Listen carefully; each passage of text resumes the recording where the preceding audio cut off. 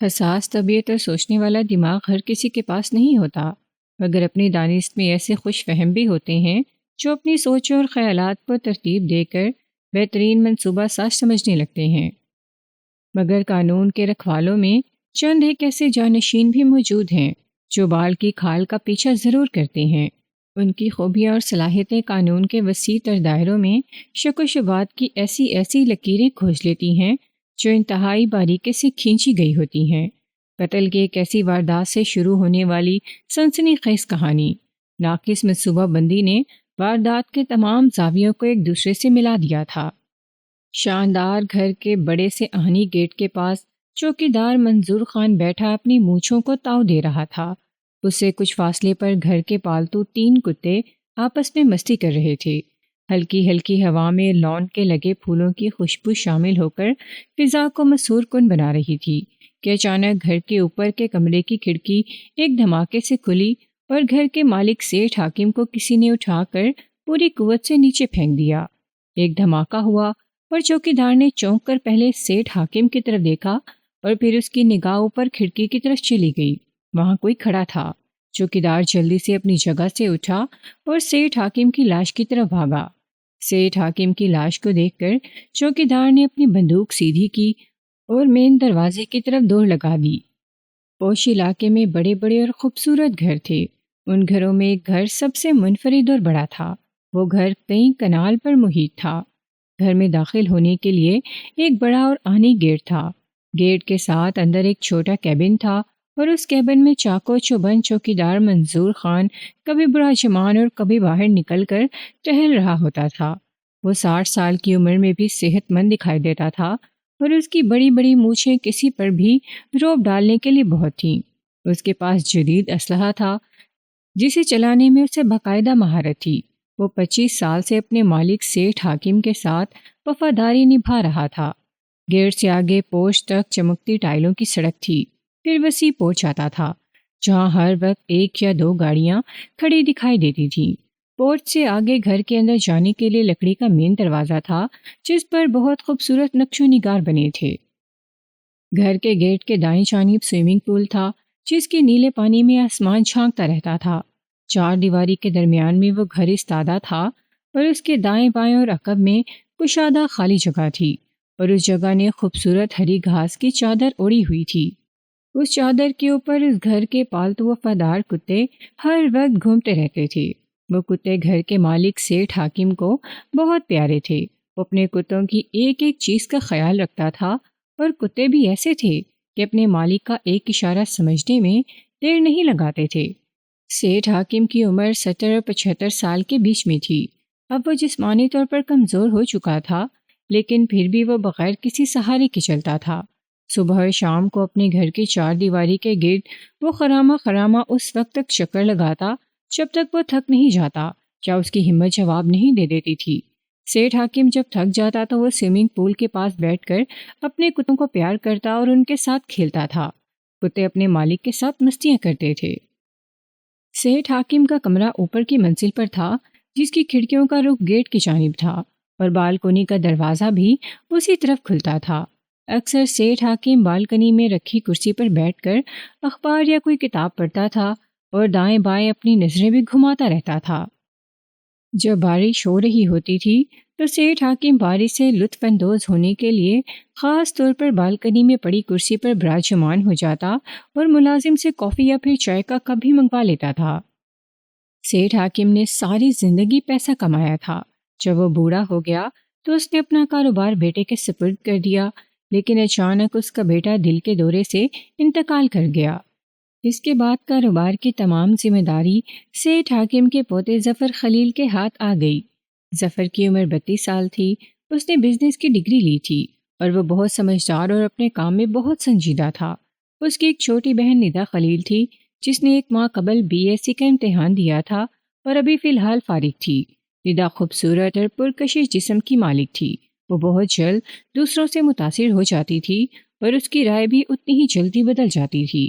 ندا کی ماں اسے اکثر کہتی تھی کہ وہ مستقل مزاج بن کر جینا سیکھے، مگر ندا غصے کی تیز تھی اور اس کے جو منہ میں آتا بنا سوچے سمجھے بول دیتی تھی۔ اپنے شوہر کی وفات کے بعد ندا کی ماں گھر کی چار دیواری تک محدود ہو کر رہ گئی تھی۔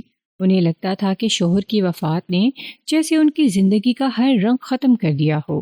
ان کا چہرہ اداسی میں ڈوبا رہتا اور وہ اندر ہی اندر سمندر کی طرح اپنے ہی کناروں سے ٹکراتی رہتی تھی۔ سیٹھ حاکم اپنی تمام ذمہ داریوں سے سبکدوش ضرور ہو گیا تھا، لیکن وہ کاروبار کی ایک ایک رپورٹ اپنے پوتے ظفر اور کمپنی کے سٹاف سے لیتا تھا۔ روزانہ لین دین کی رپورٹ سیٹھ حاکم کو میل ہوتی تھی۔ یوں کہہ لیں کہ سیٹھ حاکم گھر میں بیٹھ ضرور گیا تھا، لیکن کاروبار پر اس وقت بھی اس کی گہری نظر تھی۔ اس کی اجازت کے بغیر کوئی بڑا فیصلہ بھی نہیں ہوتا تھا، جس کی وجہ سے بعض اوقات ظفر اکتا کر اپنی ماں سے شکوہ کرتا تھا، جبکہ ندا کو اپنے دادا سے یہ شکایت تھی کہ وہ بھی اس کی ذاتی زندگی میں اپنی مرضی مسلط کرنے کی کوشش کرتے ہیں۔ ظفر اور ندا کی ماں اپنی اولاد کے لیے شکوے اور شکایات سنتی تھیں، لیکن اپنے دل کی وہ کسی کو نہیں کہہ پاتی تھیں کہ انہیں سیٹھ حاکم سے کیا شکایت ہے۔ زندگی اسی طرح گزر رہی تھی۔ سیٹھ حاکم کا وہ گھر جو پورے علاقے میں تعریفی نظروں سے دیکھا جاتا تھا، اس وقت اس گھر کے باہر کئی پولیس گاڑیاں موجود تھیں۔ گھر کے چار دیواری کے گرد پولیس اہلکار مستعد گھوم رہے تھے۔ پورے علاقے میں دہشت پھیلی ہوئی تھی۔ گھر کا بڑا آہنی گیٹ بند تھا اور گیٹ کے پاس بھی پولیس کھڑی تھی۔ اندر بھی پولیس اہلکار موجود تھے، کیونکہ سامنے فرش پر سیٹھ حاکم کی ٹیڑھی لاش پڑی تھی۔ اس کی گردن عجیب انداز سے مڑی ہوئی تھی۔ سیٹھ حاکم کو اس کے کمرے کی کھڑکی سے نیچے پھینکا گیا تھا۔ نیچے گرتے ہی سیٹھ حاکم کی گردن ٹوٹ گئی تھی اور وہ موقع پر ہی دم توڑ گیا تھا۔ جب یہ واقعہ رونما ہوا، اس وقت ندا کی ماں اپنے کمرے میں تھی۔ ندا لاؤنج میں موجود تھی اور چوکیدار حسب معمول گیٹ پر ڈیوٹی دے رہا تھا۔ سیٹھ حاکم کے گھر کا گہری نظروں سے جائزہ لیتا ہوا وہ آدمی، جس کی شخصیت سحر انگیز، جسم مضبوط اور چہرے پر گہری متانت تھی، اس کا نام انسپکٹر اورنگزیب تھا۔ سیٹھ حاکم کا گھر اس کے تھانے کی حدود میں آتا تھا۔ ایمرجنسی پولیس کو سیٹھ حاکم کی پوتی ندا نے گھبرائی ہوئی روتی ہوئی آواز میں اطلاع دی تھی، میرے دادا سیٹھ حاکم کو ان کے کمرے سے نیچے پھینک کر جان سے مار دیا ہے، پلیز جلدی آ جائیے، وہ قاتل ابھی ہمارے گھر میں ہی ہے۔ اس کے بعد ندا سے اس کے گھر کا پتہ پوچھا گیا اور پھر پولیس نے وہاں آنے میں دیر نہیں لگائی۔ جس سرحد سے پولیس آئی تھی، اس پر چوکیدار منظور خان بھی حیران رہ گیا تھا۔ چوکیدار نے پولیس کی آمد پر گیٹ کھولا اور پولیس جوان اندر چلے گئے۔ 20 منٹ کے اندر اندر پولیس بھی وہاں پہنچ گئی تھی، کیونکہ ظفر کو بھی اطلاع ہو چکی تھی اور وہ اس وقت اپنے آفس میں تھا۔ انسپکٹر نے سب سے پہلے ارد گرد کا جائزہ لیا، پھر وہ لاش کے پاس چلا گیا اور اسے غور سے دیکھا۔ اس کے بعد انسپکٹر نے سیٹھ حاکم کے کمرے کی اس کھڑکی کی طرف دیکھا جہاں سے اسے نیچے پھینکا گیا تھا۔ کھڑکی کے دونوں پٹ کھلے تھے۔ وہ کمرہ کم از کم 16 فٹ کی بلندی پر تھا۔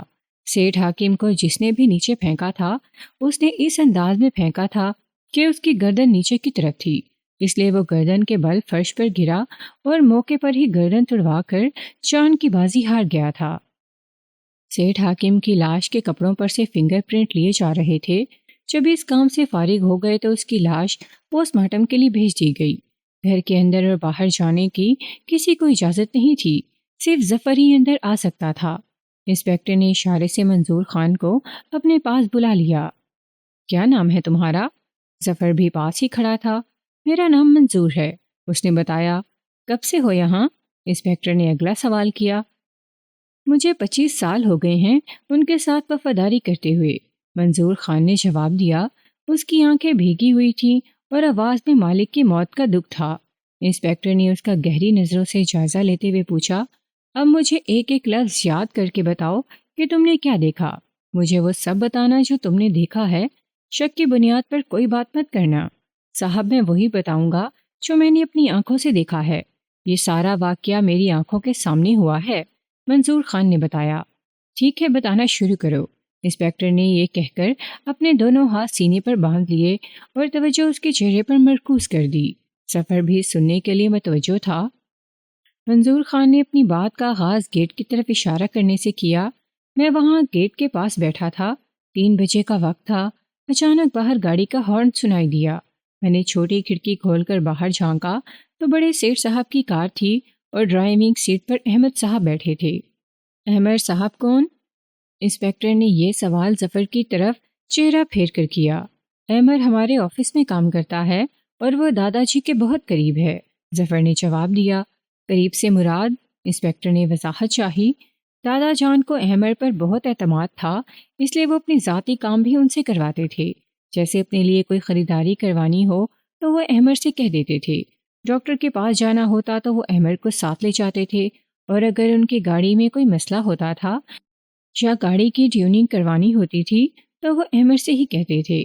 وہ فارغ اوقات میں اس کے ساتھ اپنے کمرے میں بیٹھ کر شطرنج بھی کھیلتے تھے۔ ظفر نے وضاحت کی۔ اچھا، اب تم اسی جگہ سے بات شروع کرو جہاں سے چھوڑی تھی۔ انسپیکٹر نے ایک بار پھر منصور خان کی طرف دیکھا۔ میں نے احمد صاحب کو دیکھ کر گیٹ کھول دیا، کیونکہ اس گھر کے افراد کے علاوہ باہر کے لوگوں میں سے ایک احمد صاحب ہی تھے جو کسی بھی وقت بغیر روک ٹوک کے اس گھر میں آ سکتے تھے۔ یہ بڑے سیٹھ صاحب کا حکم تھا۔ احمد صاحب گاڑی اندر لے کر آئے، میں نے اسی وقت گیٹ بند کر دیا۔ احمد صاحب نے گاڑی سامنے کھڑی کی اور وہ واپس میرے پاس آ کر بولے، میں نے گاڑی کی ٹیوننگ کروا دی ہے، مجھے جانے کی جلدی ہے، میں جا رہا ہوں، تم سیٹھ صاحب کو بتا دینا۔ ابھی وہ مجھے یہ کہہ ہی رہے تھے کہ سیٹھ صاحب نے بالکنی سے احمد صاحب کو اپنے کمرے میں آنے کے لیے کہا۔ سیٹھ صاحب کے لہجے میں غصہ تھا، ایسا لگتا تھا جیسے انہیں احمد صاحب سے کوئی شکایت ہو۔ میں نے اس سے پہلے کبھی سیٹھ صاحب کو احمد صاحب کے ساتھ اس لہجے میں بات کرتے ہوئے نہیں دیکھا تھا۔ سیٹھ صاحب کا لہجہ بگڑا ہوا تھا۔ منظور خان ایک لمحے کو چپ ہوا تو انسپیکٹر نے کہا، بولتے رہو اور اپنی بات مکمل کرو۔ منظور خان نے پھر کہنا شروع کیا۔ احمد صاحب اندر چلے گئے اور 15 منٹ کے بعد واپس آئے تو ان کا چہرہ غصے میں تھا، ایسا لگتا تھا جیسے وہ کسی الجھن میں ہوں۔ انہوں نے مجھ سے آتے ہی پوچھا کہ لوہے کی سیڑھی کہاں ہے؟ میں نے اسٹور کی طرف اشارہ کر دیا۔ وہ اس جانب گئے اور اندر سے لوہے کی سیڑھی اٹھا کر گھر کے پیچھے چلے گئے۔ میں حیران سب دیکھ رہا تھا اور سوچ رہا تھا کہ معاملہ کیا ہے۔ تھوڑی دیر کے بعد احمد صاحب آئے تو وہ خالی ہاتھ تھے اور سیڑھی وہ پیچھے ہی چھوڑ آئے تھے۔ اس کے بعد وہ گھر کے اندر چلے گئے۔ میں اپنی کرسی پر بیٹھ گیا۔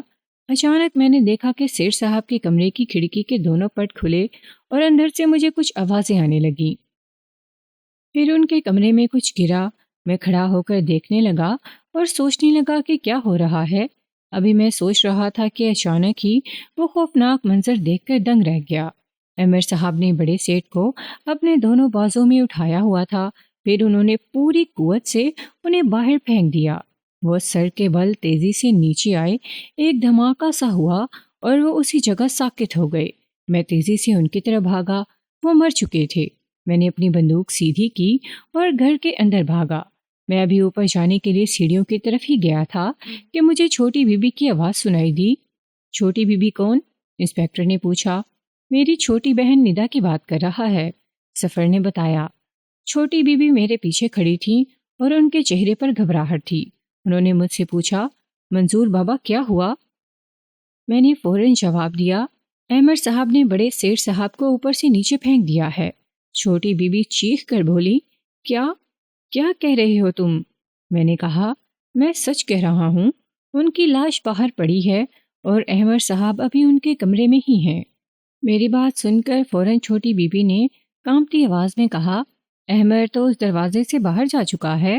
اس دوران بڑی بی بی صاحبہ بھی آ چکی تھیں اور انہوں نے ہمارے درمیان ہونے والی گفتگو سن لی تھی۔ منظور خان کی نگاہیں انسپیکٹر کے چہرے پر مرکوز تھیں۔ بڑی بی بی صاحبہ کون؟ انسپیکٹر نے جاننا چاہا۔ میری امی کے بارے میں کہہ رہا ہے، ظفر نے بتایا۔ پھر کیا ہوا؟ انسپیکٹر ایک بار پھر اس کی طرف متوجہ ہوا۔ چوکیدار منظور خان بولا۔ چھوٹی بی بی کی بات سنتے ہی میں واپس پلٹا اور اس دروازے کی طرف دوڑا جو گھر کے عقب کی طرف کھلتا تھا۔ میں بھاگتا ہوا دروازے کے پاس پہنچا تو دروازہ کھلا ہوا تھا۔ میں نے دیکھا سامنے دیوار پر وہ سیڑھی لگی ہوئی تھی جو احمد صاحب نے اسٹور سے اٹھائی تھی۔ دیوار کے اوپر لگی خاردار تار بھی کاٹی ہوئی تھی۔ اس کا مطلب تھا کہ وہ اس جگہ سے فرار ہو گیا ہے۔ وہ پیچھے اس طرح کیوں بھاگا؟ وہ بھی دروازے سے نکل کر گھوم کر پھر گیٹ کے پاس آ سکتا تھا، کیونکہ اس واقعے کے بعد تم گیٹ پر موجود نہیں تھے، انسپیکٹر نے پوچھا۔ بڑے سیٹھ صاحب کا حکم تھا کہ میں گیٹ کو تالا لگا کر رکھا کروں۔ یہ بات احمد صاحب کے علم میں تھی کہ وہ واپس گیٹ کے پاس آ کر باہر نہیں جا سکتا، اس لیے پہلے انہوں نے اپنے باہر جانے کا انتظام کیا اور پھر وہ اپنا کام کرنے کے بعد اس طرف سے بھاگ گئے۔ منظور خان بولا، احمد نے ایسا کیوں کیا؟ کوئی وجہ آپ کی سمجھ میں آتی ہے؟ انسپکٹر نے ظفر سے پوچھا۔ منظور خان نے ظفر کے بولنے سے قبل زبان کھولی۔ ہاں بولو۔ انسپکٹر اس کی جانب متوجہ ہو گیا۔ چند دن پہلے احمد صاحب میرے پاس بیٹھے تھے، وہ اکتائے ہوئے لہجے میں کہہ رہے تھے۔ منظور خان بولتے بولتے رک گیا اور ظفر کی طرف دیکھنے لگا۔ وہ بات کرتے ہوئے کچھ ہچکچا رہا تھا۔ کیا کہا تھا؟ بولو، ظفر نے کہا۔ معاف کیجیے گا چھوٹے سیٹھ جی، میں ان کے ہی الفاظ دہرانے لگا ہوں۔ منظور خان کے چہرے پر ہلکا سا خوف عیاں تھا۔ بول دو، جو اس نے کہا تھا وہ بول دو۔ ظفر نے اجازت دی تو منظور خان نے کہا، احمد صاحب نے کہا تھا کہ میں اس بوڑھے کے کاموں سے تنگ آ گیا ہوں۔ مجھے تنخواہ دفتر کے کام کی ملتی ہے اور وہ مجھ سے کام کسی گدھے کی طرح لیا جاتا ہے۔ اور وہ چپ ہوا تو انسپکٹر نے کچھ درست لہجے میں کہا، تم کہتے کہتے چپ کیوں ہو جاتے ہو؟ تم اپنی بات ایک ہی بار مکمل نہیں کر سکتے؟ میں شام تک تمہاری بات سننے کے لیے فارغ نہیں ہوں۔ منظور خان گھبرا گیا۔ احمد صاحب نے کہا تھا کہ مجھے سیٹھ صاحب کی فضول باتیں سننی پڑتی ہیں۔ مجھے شطرنج سے نفرت ہے اور مجھے وہ بھی ان کے ساتھ کھیلنی پڑتی ہے۔ کبھی کبھی دل چاہتا ہے کہ انہیں اٹھا کر نیچے پھینک دوں، اور آج انہوں نے ایسا کر بھی دیا۔ انسپکٹر نے کہا، کوئی اور بات ہے؟ بس جی یہی بات تھی۔ منظور خان نے ہاتھ کی ہتھیلی سے اپنی آنکھوں سے بہتے آنسو صاف کیے۔ میں بھی یہی ہوں، کوئی بات یاد آئے تو مجھے فوراً بتانا، انسپکٹر نے کہا اور ظفر کی طرف متوجہ ہو کر بولا، مجھے ان کا کمرہ اور اس جگہ جانا ہے جہاں وہ سیڑھی لگی ہے۔ میرے ساتھ آ جائیے، ظفر نے کہا۔ دونوں گھر کے اندر چلے گئے۔ 2 اہلکار بھی ساتھ تھے۔ سیڑھیاں چڑھ کر وہ اوپر گئے تو سامنے سیٹھ حاکم کا کمرہ تھا۔ کمرے کا دروازہ کھلا تھا۔ اندر فنگر پرنٹ لینے کا کام ہو رہا تھا۔ انسپکٹر نے اندر جاتے ہی کمرے کا جائزہ لیا۔ وہ ایک کشادہ کمرہ تھا۔ کمرے کے ایک طرف لکھنے کی میز اور کرسی رکھی تھی۔ میز پر کچھ فائلیں ترتیب سے رکھی ہوئی تھیں۔ میز کے ساتھ ہی ایک شیلف تھا جس میں کرینے سے کتابیں تھیں۔ ساتھ ہی بیڈ کے سامنے دیوار پر LED لگا تھا۔ دوسری طرف 2 کرسیاں اور ایک چھوٹی میز تھی۔ ایک کرسی اور میز فرش پر الٹی ہوئی تھی اور کرسٹل کا گلدان فرش پر ٹوٹ کر بکھرا پڑا تھا۔ ساتھ ہی شطرنج کی بساط اور مہرے بکھرے ہوئے تھے۔ گری ہوئی کرسی کے پاس دیوار پر خون کا چھوٹا سا دھبا دکھائی دے رہا تھا۔ اس سے صاف عیان تھا کہ سیٹھ حاکم کا سر اس دیوار سے ٹکرایا گیا تھا اور پھر شاید سیٹھ حاکم کے نیم بے ہوش ہو جانے پر اسے اٹھا کر کھڑکی سے باہر پھینک دیا گیا تھا۔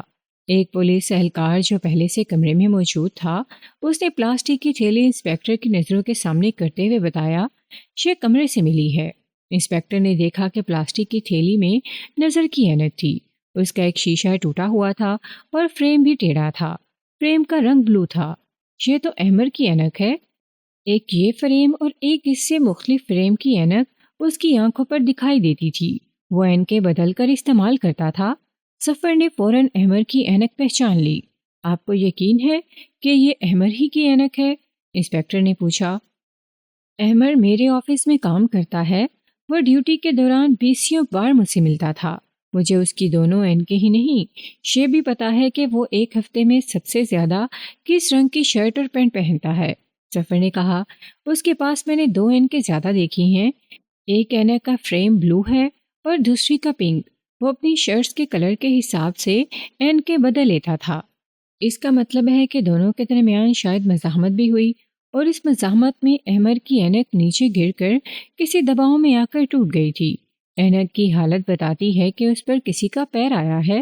انسپکٹر نے سوچتے ہوئے اپنا خیال ظاہر کیا۔ کچھ ایسا ہی لگتا ہے سر۔ اہلکار نے اس بات میں سر ہلایا۔ اسے رکھو، میں باہر کا جائزہ لے لوں، انسپکٹر نے کہا اور ظفر کے ساتھ کمرے سے باہر نکل گیا۔ 2 اہلکار ان کے ساتھ تھے۔ دونوں گھر کے عقب میں چلے گئے۔ وہاں دیوار پر لوہے کی سیڑھی لگی ہوئی تھی اور اوپر سے خاردار تاریں بھی کسی تیز دھار آلے سے کاٹی ہوئی تھیں۔ انسپکٹر نے بغور جائزہ لیا۔ سیڑھی پر ہاتھوں کے نشان ہوں گے، اس کے بھی پرنٹ لے لو اور یہ بھی دیکھو کہ دیوار پر پیروں کا کوئی نشان ہے۔ انسپکٹر ہدایت دینے کے بعد خود بھی غور سے دیوار کی طرف دیکھنے لگا اور پھر وہ ظفر کے ساتھ ایک طرف چلا گیا۔ میں آپ کی بہن سے ملنا چاہتا ہوں۔ کیا نام بتایا تھا آپ نے؟ اس کا نام ندا ہے، ظفر نے بتایا اور اپنے ملازم کو آواز دی۔ تھوڑی دیر کے بعد ندا سر جھکائے ڈری سہمی روتی ہوئی آنکھوں کے ساتھ ان کے پاس آ گئی۔ ظفر نے اسے اپنے ساتھ لگا لیا اور حوصلہ دینے لگا۔ ڈرنے اور گھبرانے کی ضرورت نہیں ہے، مجھے صرف یہ پتہ کرنا ہے کہ آپ نے کیا دیکھا تھا۔ انسپیکٹر نے اپنا لہجہ اور بھی نرم کر لیا۔ ندا سر جھکائے دھیمے لہجے میں بولی، میں اچانک کمرے سے باہر نکلی تو احمد بھائی تیزی سے اندر آ رہے تھے اور پھر وہ سیڑھیاں پھلانگتے ہوئے اوپر چلے گئے۔ مجھے حیرت تھی کہ کیا ہوا ہے، وہ اس سے پہلے کبھی اس طرح سیڑھیاں نہیں چڑھے تھے۔ میں ایک طرف بیٹھ گئی اور ٹی وی لگا لیا۔ تھوڑی دیر کے بعد مجھے اوپر سے آواز آئی جیسے کوئی چیز دھپ سے نیچے گری ہو۔ پھر میں نے کچھ اور آوازیں بھی سنی، لیکن مجھے سمجھ نہیں آ رہی تھی کہ یہ کیسی آوازیں ہیں۔ میرا دھیان پھر ٹی وی کی طرف مرکوز ہو گیا۔ اچانک احمد بھائی تیزی سے سیڑھیاں نیچے اترے۔ وہ بہت گھبرائے ہوئے تھے اور انہوں نے میری طرف توجہ دیے بغیر اگبی دروازے کی طرف قدم بڑھا دیے۔ انہوں نے دروازہ کھولا اور باہر نکل گئے، جبکہ میں حیرت سے کھڑی دیکھ رہی تھی اور سوچ رہی تھی کہ کیا ہوا ہے۔ پھر اچانک مین دروازہ کھلا اور ہمارا چوکیدار بھاگتا ہوا اندر آیا اور سیڑھیاں چڑھنے لگا تو میں نے پوچھا، کیا ہوا ہے؟ چوکیدار نے بتایا کہ احمد صاحب نے بڑے سیٹ صاحب کو اوپر سے نیچے پھینک دیا ہے۔ میں یہ سنتے ہی سکتے میں آ گئی اور چیخی کہ وہ اس طرف سے باہر گئے ہیں۔ چوکیدار پیچھے بھاگا اور پھر چوکیدار نے بتایا کہ وہ دیوار پھلانگ کر بھاگ گئے ہیں۔ فوراً پولیس کو فون کریں۔ میں نے اسی وقت پولیس کو فون کر دیا۔ انسپیکٹر نے ندا کے چپ ہوتے ہی سوال کیا، ان کے بولنے چیخنے چلانے کی آوازیں سنی تھیں آپ نے؟ نہیں، ایسی کوئی آوازیں نہیں آئی تھیں، بس سامان وغیرہ گرنے کی آوازیں آئی تھیں، ندا نے بتایا۔ اس کے علاوہ کچھ اور دیکھا تھا؟ انسپیکٹر کی نگاہیں ندا کے جھکے ہوئے چہرے پر تھیں۔ وہ ابھی تک اپنے بھائی کے ساتھ چمٹی کھڑی تھی۔ نہیں، اس نے جھکی نظروں کے ساتھ نفی میں گردن ہلاتے ہوئے جواب دیا۔ کچھ یاد آئے تو مجھے بتانا، اب آپ جا سکتی ہیں، انسپیکٹر نے کہا اور ندا تقریباً بھاگتے ہوئے وہاں سے چلی گئی۔ اب کچھ سوال آپ سے ہو جائیں؟ انسپیکٹر ظفر کی طرف متوجہ ہوا۔ پوچھیں، کیا پوچھنا چاہتے ہیں آپ؟ ظفر جلدی سے بولا۔ احمد کیا واقعی سیٹھ حکیم کے سارے کام کرتا تھا؟ انسپیکٹر نے پوچھا۔ دادا ابو کا احمد کے ساتھ بہت لگاؤ تھا، وہ اس پر بہت اعتماد کرتے تھے اور وہ دونوں رات گئے تک شطرنج بھی کھیلتے تھے اور گھنٹوں آپس میں باتیں بھی کرتے تھے، ظفر نے جواب دیا۔ ڈاکٹر کے پاس بھی وہی لے جایا کرتا تھا؟ جی ہاں، کیونکہ ڈیڈی کی وفات کے بعد مجھ پر کام کا بوجھ بڑھ گیا تھا، اس لیے دادا ابو احمد کو بلا لیتے تھے اور ویسے بھی دونوں کی بہت دوستی تھی، ظفر نے بتایا۔ دوستی تھی اور پھر بھی احمد نے اتنا بڑا قدم اٹھا لیا، کیا آپ نے کبھی محسوس کیا کہ احمد ان کے کاموں سے اکتا گیا ہے؟ انسپیکٹر نے پوچھا۔ ہو سکتا ہے کہ وہ دادا ابو کے کام کرتے ہوئے اکتا گیا ہو، مجھے کبھی محسوس نہیں ہوا۔ دادا ابو کی ایک ایسی عادت تھی کہ کوئی بھی اکتا جاتا تھا۔ وہ کیا عادت تھی؟ وہ بال کی کھال اتارتے تھے۔ بال کی کھال اتارتے ہوئے ان کے سوالوں کا جواب دینا ممکن نہیں رہتا تھا اور خواہ غصہ بھی آ جاتا تھا۔ تب تک جان نہیں چھوڑتے تھے جب تک ان کی تسلی نہیں ہو جاتی تھی، ظفر نے کہا۔ پھر تو آپ بھی ان کے سوالوں سے زچ ہو جاتے ہوں گے، انسپیکٹر نے اس کا جائزہ لیا۔ یہ سچ ہے، لیکن میں نے کبھی ان سے سخت الفاظ میں بات نہیں کی۔ میری کوشش ہوتی تھی کہ میں ان کے ہر سوال کا جواب تحمل سے دوں۔ میں ان کی سعادت کو برداشت کرتا تھا، ان کے سوالوں کا غبار جو چڑھتا تھا وہ میں اپنی ماں کے سامنے اتارتا تھا، ظفر نے کہا۔ اب وہ چلے گئے ہیں اور مجھ سے کوئی پوچھنے والا نہیں رہا، مجھے کوئی مشورہ دینے والا بھی نہیں رہا۔ مجھے لگتا ہے کہ ان کی کمی سب سے زیادہ مجھے محسوس ہوگی۔ ظفر کی آنکھوں میں نمی اتر آئی۔ انسپیکٹر نے بغور ظفر کو دیکھا اور پھر بولا، اب مجھے احمد کو تلاش کرنا ہے، پھر دیکھوں گا کہ پس آئینہ کیا ہے۔ اچانک انسپیکٹر کے موبائل فون پر بیل ہونے لگی اور وہ فون سنتا ہوا ایک طرف چلا گیا۔ انسپیکٹر پولیس کے ساتھ جب احمد کے گھر پہنچا تو دروازے پر تالا پڑا تھا۔ محلے دار احمد کے گھر کے باہر اتنی پولیس دیکھ کر ڈر اور خوف میں مبتلا ہو گئے۔ اپنے تئیں ایک دوسرے سے باتیں کرنے لگے۔ ہر کوئی اپنا ہی قیافہ لگا رہا تھا۔ کسی کی سمجھ میں نہیں آ رہا تھا کہ پولیس احمد کے گھر پر کیا کرنے آئی ہے۔ انسپیکٹر نے تالا دیکھا تو برابر والے گھر سے ایک مرد کو نکلتے دیکھ کر اسے اپنے پاس بلا لیا۔ یہ کہاں گئے ہیں؟ پتہ نہیں جناب، مرد نے فوراً نفی میں گردن ہلا دی۔ ان کو گئے کتنی دیر ہو گئی ہے؟ انسپیکٹر نے پوچھا۔ میں تو ابھی کام کاج سے واپس آیا ہوں، اس لیے مجھے پتہ نہیں کہ وہ کب سے گئے ہیں، اس نے کہا۔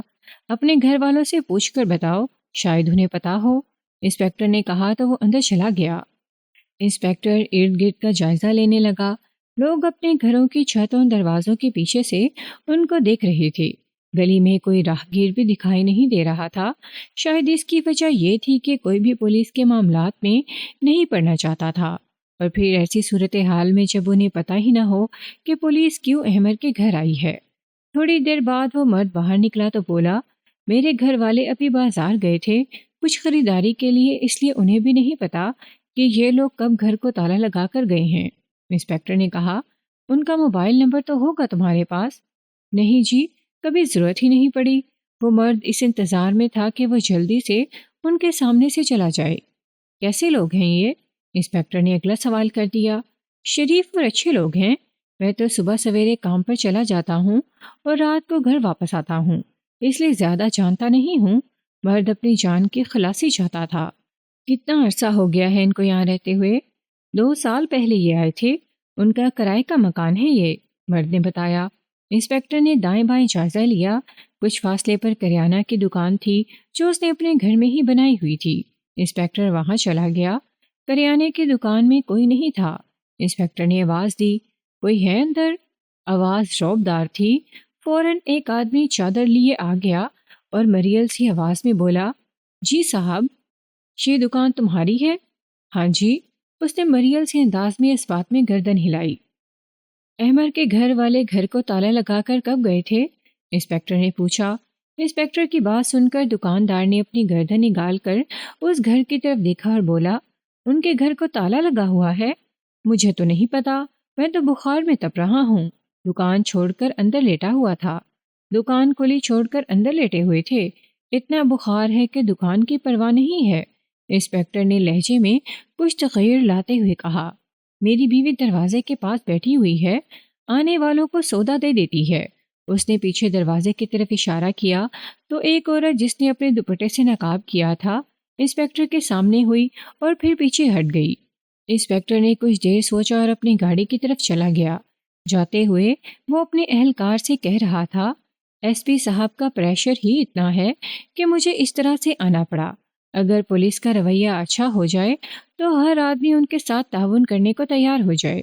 جہاں ہر کوئی اس بات سے ڈر رہا ہے کہ کہیں کچھ بتانے پر پولیس اسے ہی دھر نہ لے۔ یس سر، اہلکار نے اس بات میں سر ہلایا۔ انسپیکٹر اپنی گاڑی میں بیٹھا اور پولیس وہاں سے رخصت ہو گئی۔ پولیس کے جاتے ہی سب لوگ اپنے اپنے گھروں سے باہر نکل آئے اور چہ میں گوئیاں شروع ہو گئیں۔ کریانے والے نے بھی اپنی چادر ایک طرف رکھ دی اور وہ بھی دوسروں کے ساتھ باتوں میں مشغول ہو گیا۔ انسپیکٹر نے اپنی گاڑی کے بریک اس ورک شاپ کے سامنے لگائے جہاں سے احمر سیٹھ حاکم کی گاڑی ٹھیک کرایا کرتا تھا۔ ورک شاپ کے بارے میں معلومات انسپیکٹر نے ظفر سے لی۔ ورک شاپ کا مالک 40 سال کی عمر کا خوش مزاج شخص تھا۔ وہ انسپیکٹر کو اپنے کیبن میں لے گیا۔ میں آپ کا زیادہ وقت نہیں لوں گا، مجھے کچھ معلومات درکار ہیں، انسپیکٹر نے کہا۔ آپ حکم کریں سر۔ سیٹھ حاکم کی گاڑیوں کا کام اسی ورک شاپ میں ہوتا ہے؟ انسپیکٹر نے پوچھا۔ جی ہاں، وہ ہمارے پرانے کسٹمر ہیں، ورک شاپ کے مالک نے جواب دیا۔ سیٹھ حاکم کی گاڑی کا کام کروانے کون آتا تھا؟ انسپیکٹر نے پوچھا۔ سیٹھ حاکم کی گاڑی کا کام احمد صاحب کروانے آتے تھے۔ آج وہ ان کی گاڑی کی ٹیوننگ کروانے آئے تھے۔ احمد صاحب نے کہا تھا کہ ہم پہلے ان کا کام کر دیں کیونکہ ان کو کراچی جانا تھا۔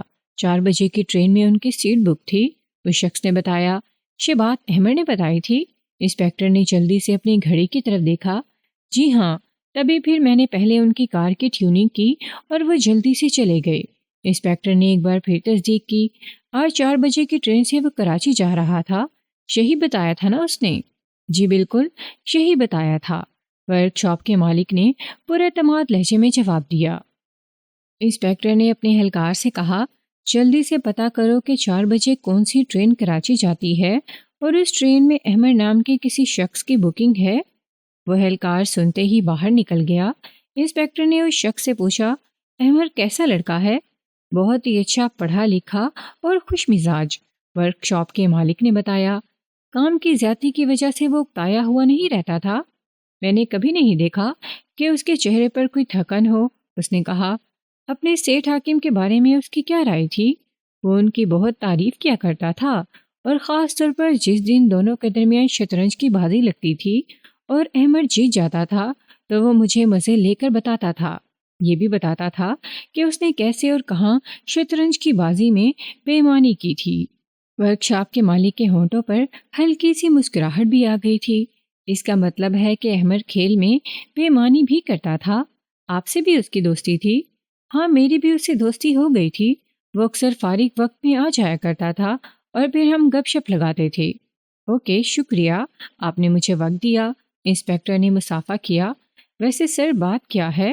ورکشاپ کے مالک نے پوچھ ہی لیا۔ سیٹھ حاکم کا قتل ہو گیا ہے اور الزام احمد پر ہے، انسپیکٹر نے کہا اور کیبن سے باہر نکل گیا، جبکہ ورکشاپ کا مالک دم بخود کھڑا رہ گیا۔ آدھے گھنٹے میں انسپیکٹر کے پاس تمام معلومات تھیں۔ ٹرین 4:10 پر روانہ ہوئی تھی۔ احمد کے نام کی فرسٹ کلاس میں ٹکٹ کی بکنگ 2 دن پہلے ہوئی تھی۔ جس بات نے انسپیکٹر کے جسم میں بے چینی بھر دی تھی وہ یہ تھی کہ وہ ٹرین 90 کلومیٹر کا فاصلہ طے کرنے کے بعد انجن فیل ہونے کے باعث ایک ویرانے میں کھڑی تھی۔ انسپیکٹر کو اس بات پر بھی حیرت تھی کہ اس بات کا ذکر ظفر نے کیوں نہیں کیا کہ وہ آج کراچی جا رہا ہے۔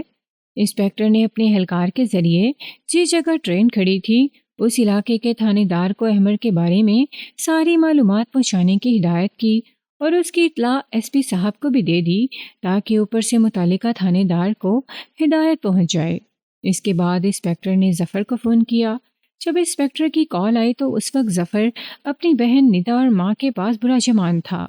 رابطہ ہوتے ہی انسپیکٹر نے پوچھا، ایک بات پوچھنی تھی آپ سے، آپ کی کمپنی کے کام کے سلسلے میں احمد کراچی بھی جاتا تھا؟ احمد کمپنی کی طرف سے کراچی نہیں جاتا تھا، ظفر نے بتایا۔ تو پھر وہ کراچی کیوں جاتا تھا؟ ہمارے ماموں فالج کی وجہ سے کام کاج سے محروم ہو چکے ہیں۔ دادا ابو 2 یا 3 ماہ کے بعد احمد کو کراچی بھیجتے تھے تاکہ وہ ان کا حال چال بھی پوچھے اور ان کی ضروریات بھی جا کر پوری کرے۔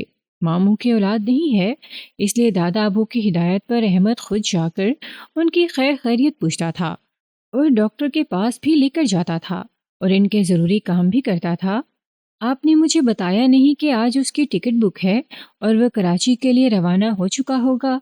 میرے علم میں یہ بات ہی نہیں تھی کہ وہ آج کراچی جا رہا ہے، کیونکہ یہ دادا جان کا فیصلہ اور ان کا حکم ہوتا تھا۔ مجھے خود آپ سے پتہ چل رہا ہے، ظفر نے کہا۔ اس کا مطلب ہے کہ اس نے پوری منصوبہ سازی کی تھی۔ پہلے اس نے دادا جان کو مارا اور کراچی فرار ہو گیا۔ میں آپ سے بعد میں بات کروں گا۔ انسپیکٹر نے یہ کہہ کر فون بند کر دیا اور سوچنے لگا۔ ایس ایچ او صداقت اسے اپنی کرسی پر دونوں ٹانگیں رکھے بیٹھا تھا۔ اس کی عمر 50 سال کے قریب تھی اور چہرے کا رنگ کالا تھا، جبکہ اس کی مونچھیں ایسی تھی کہ اس کا اوپر کا ہونٹ بالکل دکھائی نہیں دیتا تھا۔ اس کی سرخ آنکھوں میں عجیب سی وحشت تھی۔ اس کی توند باہر نکلی ہوئی تھی اور وہ عجیب سی شخصیت کا مالک دکھائی دیتا تھا۔ وہ ایک قصبہ تھا اور قصبے کے اس تھانے کا انچارج تھا۔ اس وقت اس کے پاس اس کا ایک آدمی بیٹھا ہوا تھا۔ وہ اس سے کہہ رہا تھا، میں جو رپورٹ دے رہا ہوں وہ بڑی پکی ہے۔ وہ لوگ اپنی زمین چھڑانے کے لیے آپ کو مارنے پر تل گئے ہیں۔ اس کی بات سن کر صداقت نے بے پرواہی سے ایسے ہاتھ مارا جیسے وہ مکھی اڑا رہا ہو۔ صداقت حسین کو مارنا آسان کام ہے؟ میں ہاتھوں میں چوڑیاں پہن کر گھومتا ہوں۔ آپ ٹھیک کہہ رہے ہیں، لیکن آپ احتیاط کر لیں۔ میری اطلاع کے مطابق وہ گھات لگائے بیٹھے ہیں۔ اس نے پھر خبردار کیا، ان میں اتنی جرت نہیں کہ گھات لگا کر مجھ پر حملہ کر دیں۔ وہ سمجھتے ہیں کہ میں ڈر کر ان کی زمین کا قبضہ چھوڑ دوں گا۔ صداقت نے یہ کام پہلی بار نہیں کیا کہ ان کی دھمکیوں سے ڈر جائے۔ صداقت نے کہہ کر سگریٹ نکالا اور اپنے ہونٹوں میں دبا کر ماچس تلاش کرنے لگا۔ پاس بیٹھے ہوئے آدمی نے اپنی جیب سے ماچس نکال کر اس کا سگریٹ سلگایا اور پھر بولا، آپ جب باہر جائیں تو 2-4 پولیس والے ساتھ لے جایا کریں۔ اس تھانے کے باپ ہیں آپ نے کون سا بندے کہیں سے مانگنے جانا ہے، تحفظ رہے گا۔ وہ چھوڑ رہنے دین باتوں کو، مجھے کوئی پرواہ نہیں ہے۔ اور صداقت حسین ڈرپوک چوہا نہیں ہے۔ اس نے بے پرواہی سے کہہ کر سگریٹ کا طویل کش لیا اور منہ سے دھواں چھوڑنے لگا۔ جناب، میں آپ کا خاص بندہ ہوں، مجھے جو خبر ملی میں آپ تک پہنچا رہا ہوں۔ اس آدمی نے کہا، ٹھیک ہے، تم نے اپنا فرض ادا کر دیا، میں خود ہی ان سے نمٹ لوں گا، جو مرضی کر لیں، ان کی زمین کا قبضہ نہیں چھوڑوں گا۔ صداقت نے کہا اور اچانک اس کا فون بجنے لگا۔ اس نے جیسے ہی فون کان سے لگایا وہ یکدم مؤدب ہو گیا۔ اس کے منہ سے مسلسل جی سر نکلنے لگا۔ اس کے بعد اس نے کاغذ اپنی طرف کھسکا کر اس پر لکھنا شروع کر دیا۔ اس کے بعد فون بند ہو گیا۔ اس نے کرسی سے اٹھ کر سپاہی کو آواز دی۔ ایک سپاہی اندر آ گیا۔ گاڑی نکالو، یہاں اپنے علاقے میں کوئی ٹرین خراب ہو کے کھڑی ہے؟ پتہ نہیں سر جی، پتہ کیا کرو، بڑے صاحب کا فون تھا، چلو جلدی نکلو۔ صداقت نے وہ کاغذ جس پر اس نے کچھ لکھا تھا اٹھا کر اپنے ہاتھ میں پکڑا اور باہر جانے لگا تو وہ آدمی اٹھ کر صداقت سے بولا، دھیان سے، تم جاؤ یہاں سے اور گھر جا کر ہوکا پانی پیو، زنانیوں کی طرح ڈرا رہے ہو۔ صداقت بے پرواہی سے بولا اور باہر نکل گیا۔ جیپ باہر تیار کھڑی تھی۔ صداقت آگے بیٹھ گیا اور اہلکار پھدک کر جیپ میں سوار ہو گئے۔ اس کے ساتھ ہی جیپ تھانے کی حدود سے باہر نکل گئی۔ وہ سنگل سڑک تھی جو جگہ جگہ سے ٹوٹ پھوٹ کا شکار تھی۔ جیپ اس سڑک پر دوڑتی جا رہی تھی۔ صداقت اپنی مونچھوں کو تاؤ دیتے ہوئے اپنے ہاتھ میں پکڑا وہ کاغذ پڑھ رہا تھا۔ اس پر احمد کا پورا نام، ولدیت، ٹرین کا نام، ڈبہ نمبر، سیٹ نمبر، سب کچھ تفصیل سے لکھا تھا۔ جیپ آبادی سے باہر نکل گئی تھی اور ایک چوڑی سڑک پر دوڑنے لگی تھی۔ اس سڑک کی حالت بھی اتنی اچھی نہیں تھی۔ 15 منٹ کی مزید مسافت کے بعد میدانی علاقہ شروع ہو گیا اور دور سے ہی ریلوے پٹڑی پر ٹرین کھڑی دکھائی دینے لگی۔ اس ٹرین کے ارد گرد مسافروں کا ہجوم تھا۔ ان میں سے کوئی ٹہل رہا تھا، کچھ ٹولی کی شکلوں میں باتیں کر رہے تھے اور کچھ بیزاری سے کھڑے تھے۔ ان میں خواتین بھی تھیں۔ صداقت کے کہنے پر ڈرائیور نے جیپ ایک جگہ روک دی۔ صداقت کے ساتھ پولیس اہلکار بھی باہر نکل آیا۔ صداقت نے اسی جگہ کھڑے ہو کر پہلے جائزہ لیا، پھر کاغذ پر لکھا ٹرین کا ڈبہ نمبر پڑھا اور اپنے اہلکاروں کے ساتھ اس طرف چل پڑا۔ وہ ٹرین کے اس ڈبے کے اندر چلے گئے۔ صداقت نے ایک ایک سیٹ کی طرف دیکھا اور آگے بڑھتا رہا۔ صداقت ایک ایک سیٹ کی طرف دیکھتا ہوا آگے بڑھ رہا تھا۔ ڈبہ تقریباً خالی تھا۔ کچھ خواتین اور مرد ہی فاصلوں پر دکھائی دے رہے تھے جن کے چہروں سے الجھن اور بیزاری عیاں تھی۔ اچانک صداقت ایک سیٹ کے پاس رک گیا۔ وہی سیٹ نمبر تھی۔ وہ سیٹ خالی تھی اور اس کے سامنے ایک نوجوان بیٹھا کانوں میں ہینڈ فری لگائے میوزک سے لطف اندوز ہو رہا تھا۔ صداقت نے اس کی طرف غور سے دیکھا اور اس کی نظروں کے سامنے چٹکی بجائی، جیسے وہ اسے کہہ رہا ہو کہ وہ اپنے کانوں سے ہینڈ فری نکال کر اس کی بات پر توجہ دے۔ نوجوان نے جلدی سے ہینڈ فری نکالی اور صداقت کی طرف دیکھ کر بولا، جی سر، تمہارا نام کیا ہے؟ صداقت کا لہجہ روایتی پولیس والا تھا۔ میرا نام اسلم ہے۔ اسے نام بتاتے ہوئے صداقت کی طرف دیکھا اور اس کے چہرے پر کچھ گھبراہٹ عیاں ہو گئی۔ تمہارے سامنے والی سیٹ پر کون بیٹھا ہے؟ صداقت نے اس سیٹ کی طرف اشارہ کرتے ہوئے پوچھا۔ وہ کوئی نوجوان ہے۔ وہ کہاں ہے؟ مجھے پتہ نہیں، شاید وہ باہر ہوگا، اس کا سامان پڑا ہے۔ نوجوان نے بیگ کی طرف ایک نظر دیکھ کر کہا، میرے ساتھ چلو اور دیکھ کر بتاؤ کہ وہ کہاں کھڑا ہے۔ صداقت بولا اور نوجوان گھبرائے انداز میں اٹھ کھڑا ہوا۔ وہ ان کے ساتھ ڈبے سے باہر نکلا اور متلاشی نگاہوں سے دور نزدیک اور پھر دائیں بائیں دیکھنے لگا۔ اچانک اس نے ایک طرف اشارہ کیا، وہ کھڑا ہے۔ ابھی اس نے منہ دوسری طرف کیا ہے۔ میرے ساتھ چلو، صداقت نے کہا اور نوجوان اس کے ساتھ ساتھ چلنے لگا۔ پولیس اہلکار بھی ساتھ تھے۔ رفتہ رفتہ اس کے قریب ہوتے جا رہے تھے جس طرف اس نوجوان نے اشارہ کیا تھا۔ وہ سامنے کھڑا تھا اور اس کا چہرہ دوسری طرف تھا۔ عین اس کے پیچھے پہنچ کر صداقت نے اس کے کندھے پر ہاتھ رکھا اور اس نے فوراً چہرہ پھیر کر اپنے عقب میں دیکھا اور اپنے پیچھے پولیس کھڑی دیکھ کر وہ یکدم چونکا۔ وہ خوبصورت نوجوان تھا اور کلین شیو تھا۔ اس نے بلیک پینٹ کے ساتھ ہلکی پنک کلر کی شرٹ پہنی ہوئی تھی اور اس کی آنکھوں پر لگے چشمے کا فریم بھی پنک ہی تھا۔ جی؟ اس نے سوالیہ نگاہوں سے اس کی طرف دیکھتے ہوئے پوچھا۔ تمہارا نام احمد ہے؟ صداقت نے پوچھا۔ جی میرا نام احمد ہے، اس نے اپنا نام بتایا۔ وہ پولیس کو حیرت بھری نگاہوں سے دیکھ رہا تھا۔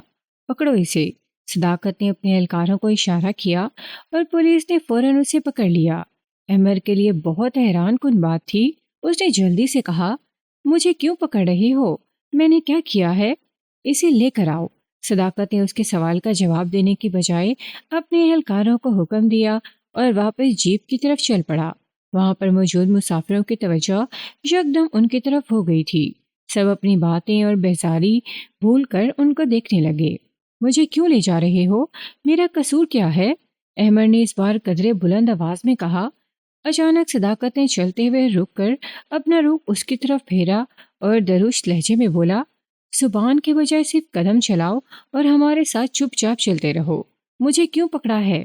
میں نے کیا کیا ہے؟ مجھے بتاؤ تو۔ احمد کی آواز اور بھی بلند ہو گئی تھی۔ قتل کیا ہے تم نے اور مجھ سے پوچھ رہے ہو کہ میرا کیا قصور ہے؟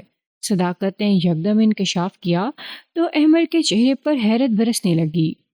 اب اگر سوال کیا تو اسی جگہ اپنے ہاتھوں سے جواب دینا شروع کر دوں گا۔ میری بات کا مطلب سمجھ گئے ہو؟ میں نے قتل کیا ہے؟ کسے قتل کیا ہے؟ احمد کی آواز میں اب حیرت کا انبار تھا۔ ساری باتیں یہاں پوچھنی ہیں تو تمہارے لیے کرسی منگواؤں تاکہ تم آرام سے بیٹھ کر جو پوچھنا ہے پوچھ لو۔ صداقت کا لہجہ استہزائیہ تھا۔ مجھے ابھی فون کرنا ہے۔ احمد کے دونوں ہاتھوں کو دو پولیس اہلکاروں نے پکڑ رکھا تھا، اس لیے اس نے اپنے ہاتھ چھڑانے کے لیے اپنے جسم کو حرکت دی اور مزاحمت کرنے لگا۔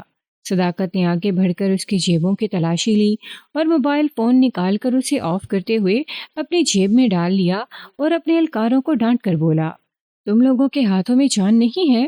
کھینچ کر لے چلو اسے۔ صداقت نے کہتے ہی پھر چلنا شروع کر دیا۔ اس بار احمد کے تجاج پر کسی نے کوئی توجہ نہیں دی اور وہ اسے کھینچ کر چلتے رہے۔ پولیس والوں نے احمد کو جیپ میں سوار کرایا اور جیپ اسی راستے پر دوڑنے لگی جس راستے سے وہ اس جگہ تک آئے تھے۔ ٹرین اور مسافر پیچھے رہ گئے تھے۔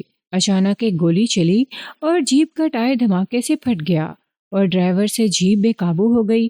پھر فائر ہوا اور گولی صداقت کے بازو پر لگ گئی۔ جیپ چل نہیں سکتی تھی، رک گئی تھی۔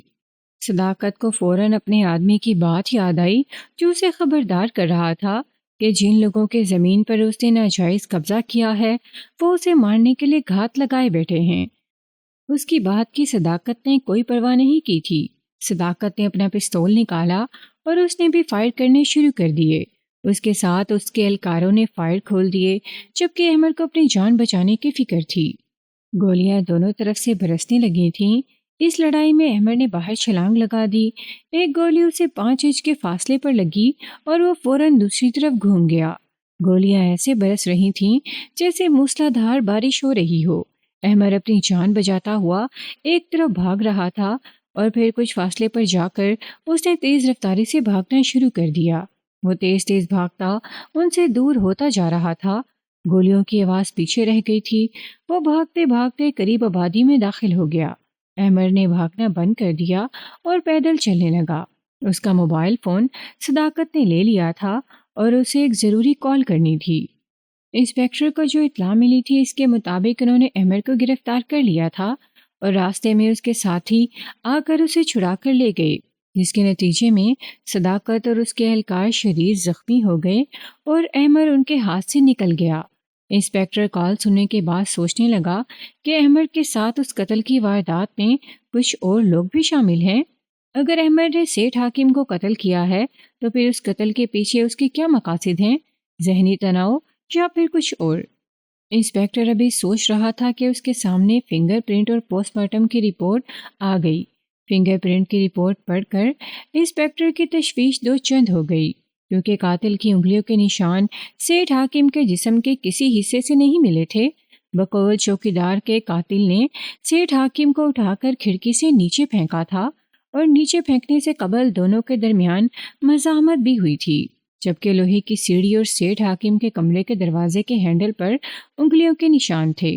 انسپیکٹر سوچنے لگا کہ اس کا مطلب ہے جب قاتل سیٹھ حاکم کو قتل کرنے کی کوشش کر رہا تھا اور پھر اس نے انہیں اٹھا کر نیچے پھینکا تھا تو اس نے ہاتھوں پر دستانے پہنے ہوئے ہوں گے، لیکن جب وہ کمرے کے اندر گیا اور باہر نکلا تو اس کے ہاتھوں پر دستانے نہیں تھے۔ تبھی وہ اپنے ہاتھوں کے نشان دروازے کے ہینڈل پر چھوڑ گیا تھا۔ اسی طرح اس کے نشان سیڑھی پر بھی تھے۔ اس کا صاف مطلب تھا کہ سیڑھی پر چڑھتے ہوئے بھی اس کے ہاتھوں پر دستانے نہیں تھے، اور یہ بات اور بھی حیران کن تھی کہ خاردار تار پر بھی کسی کے ہاتھوں کے نشان نہیں تھے۔ جب احمد خاردار تار کاٹ رہا تھا تو اس وقت اس نے ہاتھوں پر دستانے چڑھا لیے تھے۔ کیسا قاتل تھا جو کہیں تو دستانے اتار لیتا تھا اور کہیں چڑھا لیتا تھا، اور اسے دستانے چڑھانے اور اتارنے کا موقع مل رہا تھا؟ انسپیکٹر کے چہرے پر سوچ کے سائے گہرے ہوتے جا رہے تھے۔ انسپیکٹر نے اپنے آپ سے کہا، مجھے اس کیس کی تفتیش کچھ اور انداز سے کرنی ہے۔ اچانک ایک اہلکار اندر آیا اور بولا، سر رپورٹ ہے کہ صداقت کو احمر کے ساتھیوں نے چھڑاتے ہوئے زخمی نہیں کیا، بلکہ یہ اس کی اپنی ذاتی دشمنی کا شاخسانہ تھا۔ پکی رپورٹ ہے؟ انسپیکٹر نے اس کی طرف دیکھا۔ جی سر، آپ کی ہدایت پر وہاں سے خاص مخبر سے رپورٹ لی ہے، اس نے بتایا۔ اس کا فائدہ احمر نے اٹھایا اور وہ بھاگ گیا۔ انسپیکٹر نے کہا، احمر کا کچھ پتہ چلا؟ اس کی تلاش جاری ہے۔ اس علاقے میں پولیس جگہ جگہ احمر کو تلاش کر رہی ہے، لیکن احمر فی الحال غائب ہے، اہلکار نے بتایا۔ کون تلاش کر رہا ہے؟ صداقت تو زخمی پڑا ہے، اسپیشل فورس اس کی تلاش میں ہے، امید ہے کہ وہ جلدی پکڑا جائے گا، اہلکار نے کہا۔ اس کا پکڑا جانا بہت ضروری ہے، تب مجھے قاتل تک پہنچنے کے لیے کچھ اور کرنا پڑے گا۔ اچانک ایک دوسرا اہلکار اندر آیا اور بولا، سر احمر کے گھر کا تالا کھل گیا ہے، اس کا باپ گھر آ گیا ہے، وہاں پر موجود ہمارے مخبر نے مجھے اطلاع دی ہے، میں ابھی وہاں جا رہا ہوں۔ انسپیکٹر اسی وقت اپنی کرسی سے اٹھ کھڑا ہوا۔ احمر کے باپ کا نام نذیر احمد تھا۔ وہ شکل و صورت سے ہی انتہائی شریف آدمی دکھائی دیتا تھا۔ جیسے وہ ہی اپنے گھر کے پاس پہنچا، کئی لوگ اس کی طرف لپکے اور پولیس کے آنے کی اطلاع دی تو نذیر احمد پریشان ہو گیا۔ اس کے ہاتھ کانپنے لگے اور دل کی دھڑکن تیز ہو گئی۔ اس نے گھر کا تالا کھولا اور اندر جا کر سوچنے لگا کہ کیا ماجرا ہے کہ پولیس اس کے گھر آئی اور احمد کے بارے میں پوچھ رہی تھی۔ نذیر احمد کے پاس موبائل فون نہیں تھا اور نہ ہی اس کے گھر میں ٹیلی فون کی سہولت تھی۔ اس نے سوچا کہ وہ باہر نکل کر کسی سے کہے کہ وہ احمد کو فون کرے۔ ابھی وہ سوچ ہی رہا تھا کہ دروازے پر دستک ہوئی اور اس نے گھبرا کر دروازے کی طرف دیکھا۔ نذیر احمد نے ڈرتے ڈرتے دروازہ کھولا تو سامنے انسپیکٹر کھڑا تھا۔ وہ پولیس کی وردی میں نہیں تھا، اکیلا ہی آیا تھا۔ جی فرمائیے، نذیر احمد نے گھبرائی ہوئی آواز میں اپنے دروازے پر ایک اجنبی کو دیکھ کر پوچھا، آپ احمد کے والد صاحب ہیں؟ انسپیکٹر نے شائستہ لہجے میں پوچھا۔ اس کی نگاہیں نذیر احمد کا جائزہ لے رہی تھیں۔ جی، نذیر احمد کے منہ سے گھبراہٹ میں آواز بھی نہیں نکل رہی تھی۔ احمد میرا بیٹا ہے، میرا نام اورنگزیب ہے اور میں پولیس انسپیکٹر ہوں۔ مجھے آپ سے کچھ بات کرنی ہے، اگر اجازت ہو تو میں اندر آ سکتا ہوں؟ جی آئیے۔ نذیر احمد نے بادلے نخواستہ دروازہ چھوڑ دیا۔ انسپیکٹر اندر گیا تو نذیر احمد نے دروازہ بند کرتے ہوئے دائیں بائیں دیکھا، اسے کوئی اور تو دکھائی نہ دیا، البتہ گلی کے کچھ لوگ کھڑے اسی طرف دیکھ رہے تھے۔ نذیر احمد اور انسپیکٹر ڈرائنگ روم میں چلے گئے۔ وہ سادہ ڈرائنگ روم تھا جہاں صوفے اور کرسیاں پڑی تھیں، فرش صاف ستھرا تھا۔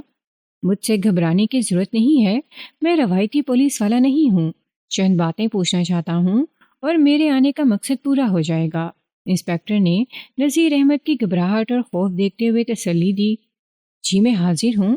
نذیر احمد کی گھبراہٹ ابھی تک کم نہیں ہوئی تھی، ہاتھ لرز رہے تھے۔ انسپیکٹر نے بلا تمہید کہا، دراصل آپ کے بیٹے احمد پر قتل کا الزام ہے۔ جی؟ نذیر احمد کا دم بخود منہ کھلا کا کھلا رہ گیا۔ احمد اور قتل؟ یہ کیا کہہ رہے ہیں آپ؟ کیا احمد ایسا نہیں کر سکتا؟ وہ تو بہت نرم مزاج اور ہنسمکھ ہے، وہ کسی کو قتل نہیں کر سکتا۔ نذیر احمد کا جسم کانپنے لگا تھا۔ جذبات، غصہ اور ذہنی تناؤ کسی کو بھی کوئی کام کرنے پر مجبور کر سکتا ہے، خواہ وہ اپنی جان ختم کر لے یا دوسرے کو جان سے مار دے۔ انسپیکٹر نے کہا، کچھ ایسا ہو گیا ہوگا۔ وہ ایسا نہیں ہے، اسے غصہ آتا ہی نہیں ہے، وہ ایسا کبھی کام نہیں کر سکتا۔ نذیر احمد نے پھر صفائی دی، وہ بھی انسان ہے، غصہ آنا فطری بات ہے۔ وہ انتہائی ٹھنڈے مزاج کا مالک ہے، مزاج بدلتے دیر نہیں لگتی۔ بہرحال آپ اس کے بارے میں صفائی دینے سے بہتر ہے کہ میرے سوالوں کا جواب دیں، لیکن مجھے یہ تو بتائیں کہ احمد پر کس کے قتل کا الزام ہے؟ نذیر احمد کی سوالیہ نگاہیں انسپیکٹر کے چہرے پر مرکوز تھیں۔ احمد پر سیٹھ حاکم کے قتل کا الزام ہے۔ انسپیکٹر نے انکشاف کیا تو نذیر احمد پر سکتہ طاری ہو گیا۔ پھر وہ بولا، یہ ممکن نہیں ہے، بہتر ہے کہ آپ میرے سوالوں کا جواب دیں۔ آپ نے پھر صفائی دینی شروع کر دی ہے۔ انسپیکٹر نے نذیر احمد کی توجہ پھر اپنے سوالوں کی طرف دلائی۔ پوچھیں کیا پوچھنا چاہتے ہیں؟ نذیر احمد کا لہجہ بے جان تھا۔ بے یقینی کی کیفیت اس کے چہرے سے عیاں تھی اور آنکھوں میں سوال تیر رہے تھے۔ احمد جس کمپنی میں کام کرتا تھا، اس کمپنی کے کام کے علاوہ اس پر کمپنی کے سیٹ کے کاموں کا بھی بہت بوجھ تھا۔ وہ شدید ذہنی تناؤ کا شکار تھا۔ انسپکٹر نے کہا، احمد کو دوسری کمپنیوں کی طرف سے بہت اچھی آفرز تھیں۔ وہ چاہتا تو 8 گھنٹے کام کر کے اچھی تنخواہ لے سکتا تھا، لیکن وہ اپنے اس کام سے خوش تھا۔ وہ سیٹھ حاکم کے ساتھ رہ کر، اس کا کام کر کے، ان کے ساتھ شطرنج کھیل کر خوش ہوتا تھا۔ میں نے کبھی نہیں دیکھا کہ وہ اپنے کام کی وجہ سے کسی تناؤ کا شکار ہے۔ نذیر احمد نے پورے اعتماد لہجے میں جواب دیا۔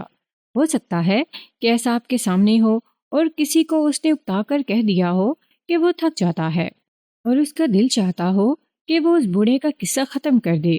انسپکٹر بولا، میں اس بات کو بالکل بھی نہیں مانتا۔ احمد اس نوکری اور سیٹھ حاکم کے ساتھ بہت خوش تھا اور سیٹھ حاکم اس کے ساتھ خوش تھے۔ احمد اس نوکری اور سیٹھ حاکم کے ساتھ کام کر کے لطف اندوز ہو رہا تھا۔ نذیر احمد نے زور دیا، تو پھر احمد نے سیٹھ حاکم کا خون کیوں کیا؟ اس کے چشمدید گواہ اس گھر کا چوکیدار منظور خان اور سیٹھ حاکم کی پوتی ندا ہے، جنہوں نے خود احمد کو دیکھا تھا۔ میرا دل نہیں مانتا، آپ کا دل نہیں مانتا، لیکن یہ حقیقت ہے۔ چشمدید گواہ موجود ہیں۔ شاید آپ لوگ اسی لیے گھر کو تالا لگا کر چلے گئے تھے۔ انسپکٹر نے کہا، یہ غلط ہے۔ میرے قریبی عزیز کے بیٹے کا آج دعوت ولیمہ ہے۔ میرے گھر والے وہاں موجود ہیں، جبکہ میں کھانا کھا کر آ گیا تھا۔ نذیر احمد نے جلدی سے جواب دیا۔ احمد کراچی کیوں جا رہا تھا؟ نذیر احمد نے کہا، وہ اکثر سیٹھ حاکم کے کام کے سلسلے میں جاتا رہتا ہے۔ پولیس نے احمد کو پکڑ لیا تھا، لیکن اس کے آدمی اسے چھڑا کر لے گئے ہیں۔ انسپکٹر نے جان بوجھ کر یہ بات کی۔ آپ کچھ بھی کہہ لیں، میرا بیٹا ایسا نہیں ہے۔ میں اس کا باپ ہوں۔ مجھے معلوم ہے کہ میرے بیٹے کی ٹس نس میں کیا بھرا ہے۔ آپ کے پاس اس کا موبائل نمبر تو ہوگا، ذرا اسے کال تو کریں۔ انسپکٹر نے کہتے ہوئے اپنا موبائل فون اس کی طرف بڑھا دیا۔ نذیر احمد نے پہلے ڈائری میں لکھا احمد کا موبائل فون نمبر دیکھا اور پھر انسپکٹر سے کہا کہ وہ یہ نمبر ملا دیں۔ انسپکٹر نے نمبر ملایا تو وہ مسلسل بند جا رہا تھا۔ نمبر بند ہے۔ ایک بات یاد رکھیں، انسان کے دل و دماغ میں کیا چل رہا ہوتا ہے اس کا پتہ صرف اسے ہی ہوتا ہے۔ احمد ایک چلاک نوجوان ہے جس نے اپنے اندر کی بات آپ سب سے چھپائی اور سیٹھ حاکم کو قتل کر دیا، اور اس نے سب کچھ طے شدہ منصوبے کے مطابق کیا۔ ادھر اس نے قتل کیا، ادھر اس کی ٹکٹ بک تھی۔ وہ بھاگ کر ٹرین میں بیٹھ گیا اور بدقسمتی سے وہ ٹرین خراب ہو کر کھڑی ہو گئی اور احمد بروقت فرار نہیں ہو سکا۔ آپ ایک باپ کی حیثیت سے بیٹی کی صفائی میں ہر چیز کا انکار کرتے چلے جا رہے ہیں۔ چلے ایک بات بتائیں، وہ سیٹھ حاکم کو قتل کیوں کرے گا؟ نذیر احمد نے کہا، اس کیوں کے پیچھے میں بھاگ رہا ہوں اور سب کچھ سب کے سامنے لا کر ہی دم لوں گا۔ انسپکٹر بولا، میں احمد کا کمرہ دیکھنا چاہتا ہوں۔ نذیر احمد اسے اپنے ساتھ ایک کمرے میں لے گیا۔ احمد کے کمرے میں ایک پلنگ، ایک کرسی اور چھوٹی سی میز تھی۔ دیوار کے ساتھ لکڑی کی الماری نصب تھی۔ انسپکٹر نے کمرے کی تلاشی لینی شروع کی اور الماری کی دراز سے اسے ایک استعمال شدہ سم مل گئی۔ انسپکٹر نے وہ سم اپنی جیب میں ڈالی اور نذیر احمد کے ساتھ کمرے سے باہر آ گیا۔ آپ کے تعاون کا شکریہ۔ مجھے امید ہے کہ اگر احمد نے آپ کے ساتھ رابطہ کیا تو آپ مجھے ضرور بتائیں گے۔ میں وعدہ کرتا ہوں کہ اگر احمد میرے پاس آیا تو میں اسے آپ کے سامنے پیش کر دوں گا، تاکہ دودھ کا دودھ اور پانی کا پانی ہو جائے۔ انسپکٹر نے اپنا فون نمبر دیا اور چلا گیا۔ انسپکٹر نے احمد کے کمرے سے ملنے والی سم اپنے موبائل فون میں ڈالی اور آن ہوتے ہوئے اسے چیک کرنے لگا۔ موبائل فون میں چند موبائل فون نمبر سیو تھے۔ میسیج بکس میں ایک میسیج تھا، مختصر لکھا تھا، تم مجھے مسلسل نظر انداز کر رہے ہو۔ وہ میسیج تقریباً 2 ماہ قبل لکھا تھا۔ جس نمبر سے میسیج آیا تھا انسپکٹر نے کاغذ پر نوٹ کیا اور اپنے اہلکار سے کہا کہ وہ پتہ کرے کہ یہ نمبر کس کے نام پر رجسٹر ہے۔ انسپکٹر نے سب سے پہلے یہ پتہ چلایا کہ احمد کے کمرے سے ملنے والی سم کس نام پر رجسٹرڈ ہے، اور جس نمبر سے وہ میسیج آیا تھا اس کے بارے میں بھی معلوم کیا تو واضح ہوا کہ وہ سم احمد کے نام پر اور جس نمبر سے میسیج آیا تھا وہ نمبر ظفر خلیل کے نام پر رجسٹرڈ تھا۔ انسپکٹر سوچنے لگا کہ اگر یہ نمبر ظفر کے استعمال میں ہے تو اس نے اس نمبر پر یہ میسیج کیوں بھیجا تھا کہ تم مجھے مسلسل نظر انداز کر رہے ہو؟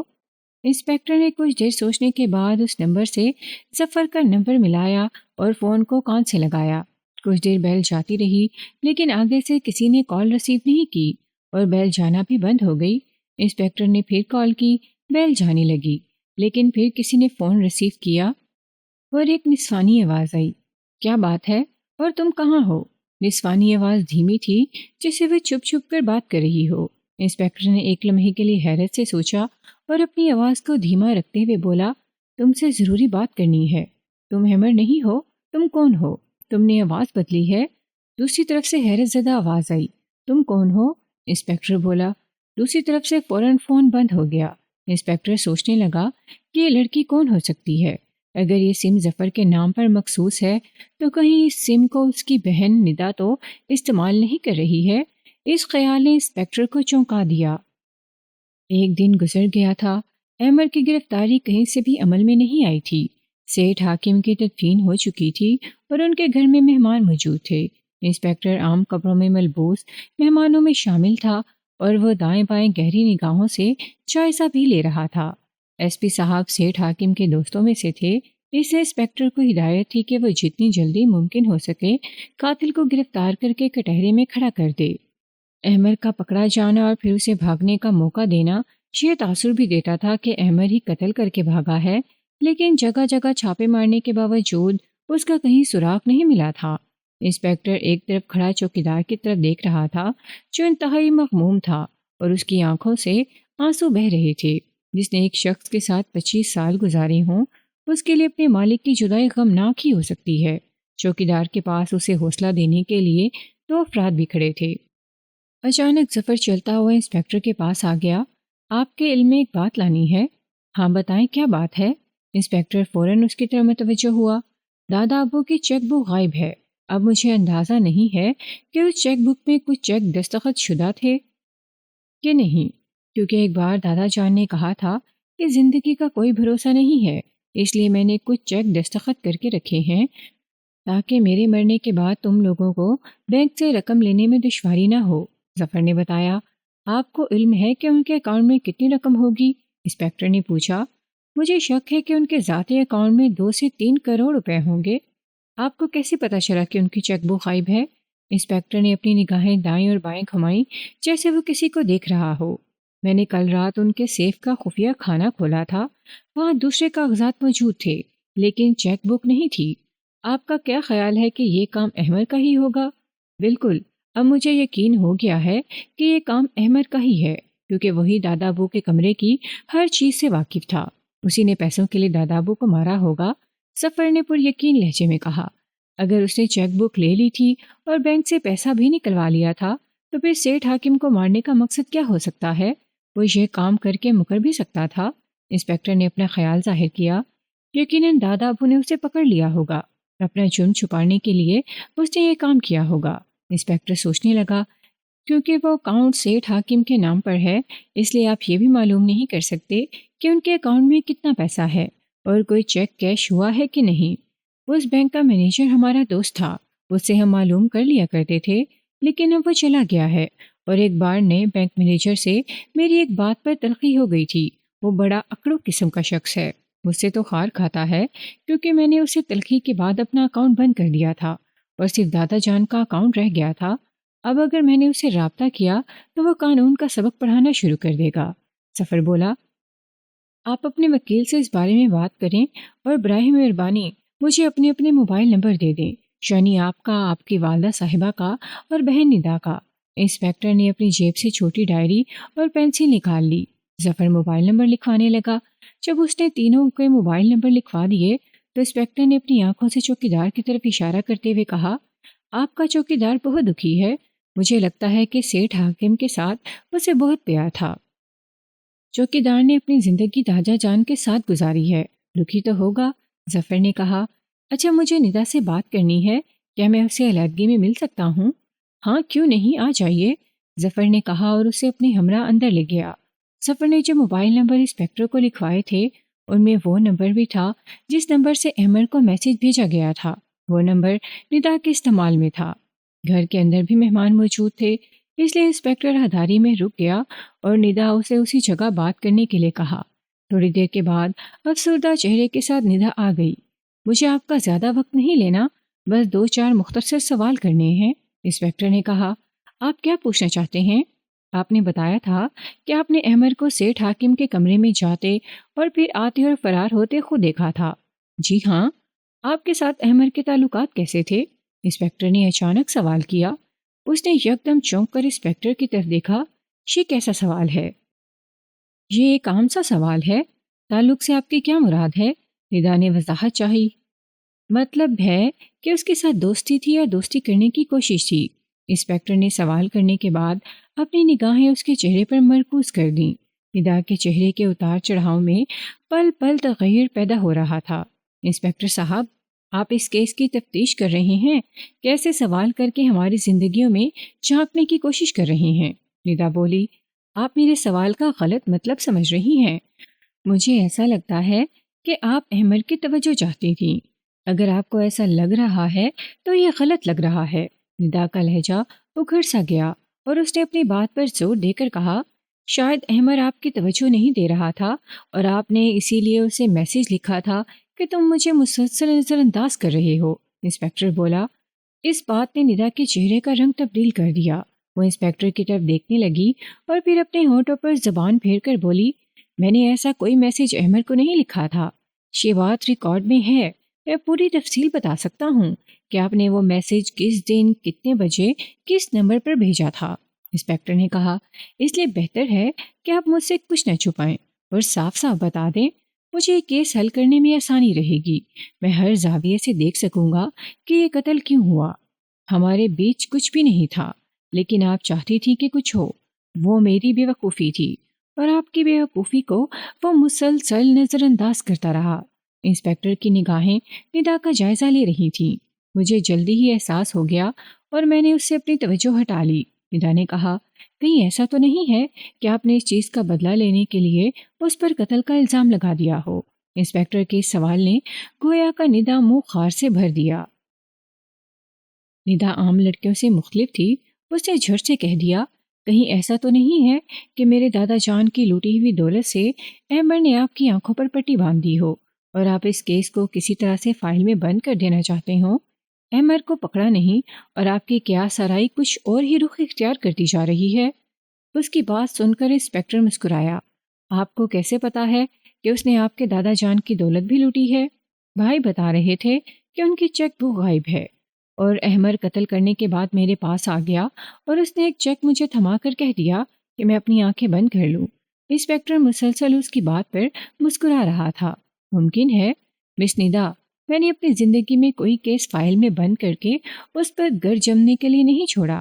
اچھا ہوتا کہ احمد مجھے مل جاتا تو آج کیس حل ہو چکا ہوتا، لیکن میں اس کیس کو حل کر کے چھوڑوں گا۔ مجھے امید ہے کہ آج شام تک احمد کو پولیس ڈھونڈ نکالے گی۔ اب مجھے اجازت ہے۔ ندا پر اس کی بات کا کوئی اثر نہیں ہوا تھا۔ اس نے روکھے لہجے میں جانے کی اجازت چاہی۔ آپ جا سکتی ہیں، انسپکٹر نے کہا تو ندا غصہ سے چلی گئی۔ انسپکٹر کچھ دیر گھر کے باہر ٹہلتا رہا، لیکن کوئی نہیں جانتا تھا کہ اس کی نظر کس طرف ہے اور وہ سوچ کیا رہا ہے۔ انسپکٹر کا یہی کمال تھا کہ وہ جو کرتا تھا اس کا کسی کو پتہ نہیں لگنے دیتا تھا، اور جہاں اس کی نظر ہوتی تھی کوئی اس کی نظر کا تعاقب نہیں کر سکتا تھا۔ پھر وہ اپنی جیپ میں بیٹھا اور گھر سے چلا گیا۔ سارا دن انسپکٹر اپنے کام میں مصروف رہا۔ شام کے سائے گہرے ہونے لگے تو انسپکٹر نے اپنا کام ختم کیا اور گھر جانے کی راہ لی۔ وہ گھر پہنچا تو اس کا ذہن اس کیس میں الجھا ہوا تھا۔ اس کی بیوی چند دنوں کے لیے میکے گئی ہوئی تھی جو اسی شہر میں تھا۔ گھر کی خاموشی اور اس کیس کی الجھن نے انسپکٹر کو مضطرب کر دیا اور وہ کچھ دیر باہر نکلنے کا سوچنے لگا۔ انسپکٹر گھر سے باہر نکل کر پیدل ہی ایک طرف چل پڑا۔ وہ خرامہ چلتے ہوئے گلی سے باہر نکل کر سڑک پر آ گیا اور فٹ پاتھ پر چلنے لگا۔ اس سڑک پر ٹریفک کا زیادہ رش نہیں ہوتا تھا۔ اچانک پیچھے سے ایک تیز رفتار موٹر سائیکل آئی۔ موٹر سائیکل سوار کا چہرہ نقاب میں تھا۔ موٹر سائیکل کی رفتار غیر معمولی تھی۔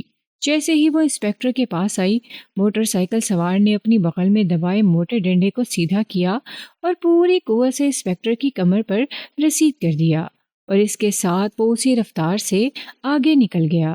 انسپکٹر کے لیے غیر متوقع تھا اور وہ اسی جگہ دوہرا ہو گیا لیکن دوسرے ہی لمحے اس نے اپنے آپ کو سنبھال کر سیدھا کیا اور تیزی سے آگے جاتے ہوئے موٹر سائیکل کی طرف دیکھا۔ موٹر سائیکل زیادہ دور نہیں گئی تھی کہ اچانک وہ پھسلی اور سڑک پر گر گئی۔ موٹر سائیکل اور اس کا سوار سڑک پر دور تک پھسلتے چلے گئے۔ انسپیکٹر کے لیے یہ موقع غنیمت تھا۔ وہ جلدی سے موٹر سائیکل کی طرف دوڑنے لگا۔ موٹر سائیکل سوار نے دیکھ لیا تھا کہ انسپیکٹر بھاگتا ہوا اس کی طرف آ رہا ہے۔ وہ اپنی جگہ سے اٹھا، حالانکہ اس کی ٹانگوں پر اچھی خاصی خراشیاں آئی تھیں، لیکن اس نے بھاگنا شروع کر دیا۔ انسپیکٹر برق رفتاری سے بھاگ رہا تھا، لیکن اس کی رفتار بھی کم نہیں تھی۔ اس نے بھاگتے ہوئے آتی ہوئی کار کے اوپر جست لگائی اور کار کی دوسری طرف چلا گیا۔ وہ بہت پھرتیلا تھا۔ وہ بھاگتا ہوا بہت آگے نکل گیا۔ انسپیکٹر کوشش کے باوجود اس تک نہیں پہنچ سکا۔ وہ رک گیا اور متلاشی نگاہوں سے دیکھنے لگا، لیکن وہ کہیں دکھائی نہیں دے رہا تھا۔ انسپیکٹر واپس اس جگہ آیا جہاں اس کی موٹر سائیکل گری ہوئی تھی۔ اچانک اس کے موبائل فون پر میسج ٹون بلند ہوئی۔ اس نے موبائل فون کی سکرین دیکھی تو پیغام تھا: اس کیس سے دور رہو اور جو ہو گیا اس کی فائل بند کر دو، ورنہ نتیجہ برا ہوگا۔ اگلی بار ڈنڈا کمر پر نہیں لگے گا۔ انسپیکٹر نے اس میسج کو 2 بار پڑھا اور پھر تھانے فون کر دیا۔ کچھ دیر کے بعد وہاں پولیس وین آ گئی۔ موٹر سائیکل لے کر وہ تھانے آئے تو انسپیکٹر نے پہلا حکم یہ دیا کہ موٹر سائیکل اور جس نمبر سے اسے میسج موصول ہوا تھا اس کے بارے میں معلوم کیا جائے کہ دونوں چیزیں کس کے نام پر رجسٹرڈ ہیں۔ انسپیکٹر اس بارے میں سوچتا رہا کہ وہ کون تھا جس نے اسے خوفزدہ کرنے کی کوشش کی۔ اس کا مطلب یہ تو نہیں کہ سیٹھ حاکم کا قتل کسی طاقتور گروہ کا کام ہو۔ کچھ ہی دیر میں رپورٹ آ گئی اور انسپیکٹر کے لیے جان کر بڑی حیرت ہوئی کہ وہ موٹر سائیکل اس واقعے سے کچھ دیر قبل ہی کسی سے چھینی گئی تھی، اور موٹر سائیکل کے مالک نے تھانے میں رپورٹ بھی درج کرائی تھی، جبکہ موبائل فون بھی اسی دوران ہی چھینا گیا تھا، اور اس موبائل فون کے چھن جانے کی بھی تھانے میں رپورٹ درج تھی، اور رپورٹ میں سم کا نمبر بھی لکھا ہوا تھا۔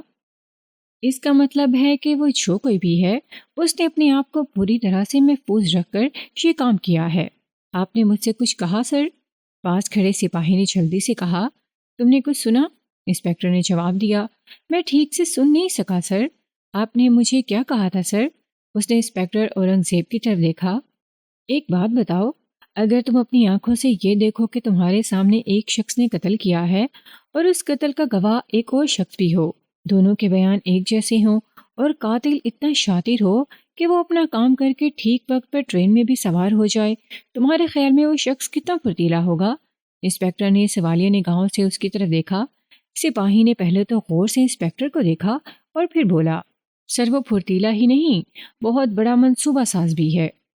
ہاں، یہ تو تم نے ٹھیک کہا کہ وہ بہت بڑا منصوبہ ساز بھی ہے۔ اس نے ایک ایک منٹ کا حساب لگا رکھا تھا۔ کب وہ گھر کے اندر آئے گا، کتنی دیر میں قتل کرے گا، اور فرار ہونے میں کتنا وقت لیتے ہوئے ٹرین میں سوار ہو کر وہاں سے چلا جائے گا۔ انسپیکٹر کہہ رہا تھا، اور آج مجھے خبردار کیا جا رہا ہے کہ میں اس کیس سے پیچھے ہٹ جاؤں، اور وہ بھی اس طرح کہ ہم اس تک پہنچ نہ سکیں۔ واقعی وہ بہت چلاک ہے۔ جی سر، بالکل۔ سپاہی کو کچھ بات سمجھ میں آئی تھی، اور باقی باتوں کے لیے اس نے اس بات میں سر ہلا کر اپنے ماتحت ہونے کا ثبوت دے دیا تھا۔ اب مجھے کیا کرنا چاہیے؟ انسپیکٹر نے سپاہی کی طرف دیکھا۔ سپاہی سوچنے لگا کہ وہ کیا جواب دے۔ انسپیکٹر نے پھر پوچھا، کیا مجھے ڈر کر بیٹھ جانا چاہیے؟ نہیں سر، آپ کو ڈرنا نہیں چاہیے۔ اگر میں ڈر کر نہ بیٹھا تو وہ مجھ پر اور شدت سے حملہ کرے گا، انسپیکٹر نے کہا۔ لیکن سر، اگر آپ اپنے آپ کو تیار رکھیں گے تو کوئی شدت آپ کا کچھ بگاڑ نہیں سکے گی۔ اس کی بات سن کر انسپیکٹر مسکرایا۔ بس میں یہی سننا چاہتا تھا۔ تمہاری بات نے میرے اندر ہمت بھر دی ہے۔ اگر وہ شدت سے حملہ کرے گا تو میں بھی چٹان بن کر اس کے سامنے کھڑا ہو جاؤں گا۔ انسپیکٹر کا یہ انداز تھا کہ وہ بعض اوقات کسی نقطے کو پانے کے لیے اپنے سپاہیوں سے ایسی باتیں چھیڑ دیتا تھا، کوئی اہلکار ایسی بات کہہ دیتا تھا جس سے انسپیکٹر کو ایک نیا خیال مل جاتا تھا، نئی سوچ جنم لے لیتی تھی اور نیا راستہ نکل آتا تھا۔ لیکن اس اہلکار کے ساتھ بات کر کے انسپیکٹر کی سوچ میں اتنا اضافہ ہوا تھا کہ وہ شاطر منصوبہ ساز ہے۔ اس نے محض قتل ہی نہیں کیا، بلکہ قتل کرنے کے بعد اس کی نظر انسپیکٹر پر بھی تھی کہ وہ اس کیس کو حل کرنے کے لیے کیا کر رہا ہے۔ انسپیکٹر کے جسم پر کچھ خراشیاں آئی تھیں۔ وہ تھانے سے نکل کر پیدل ہی ڈاکٹر کی طرف چل نکلا۔ ابھی وہ کچھ دور ہی گیا تھا کہ ٹھٹک کر رک گیا۔ ندا نے کمرے میں جھانکا تو سامنے ظفر کھڑا تھا۔ ظفر کچھ کاغذات دیکھ رہا تھا۔ یکدم ندا کو دیکھ کر اس نے اپنے ہاتھ میں پکڑے کاغذات ایک طرف رکھ دیے اور پوچھا، کیا بات ہے ندا؟ بھائی مجھے آپ سے بات کرنی ہے۔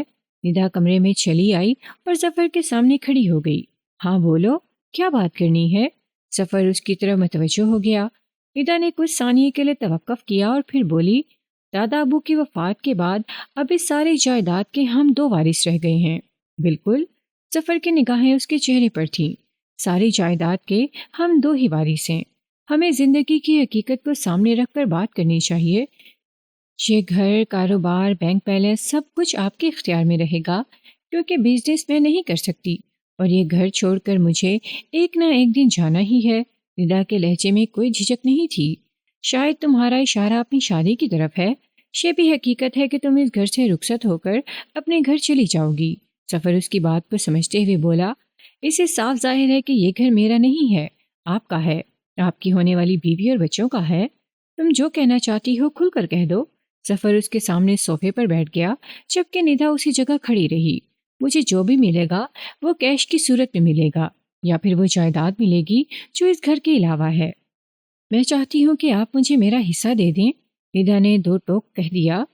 اس کے لیے بھی کچھ قانونی مسائل ہیں، وہ دور ہو جائیں تو ہم جائیداد کی تقسیم کر سکیں گے۔ ظفر نے کہا، جو بھی قانونی مسائل ہیں وہ آپ حل کریں اور میرا جو حصہ بنتا ہے وہ مجھے دے دیں۔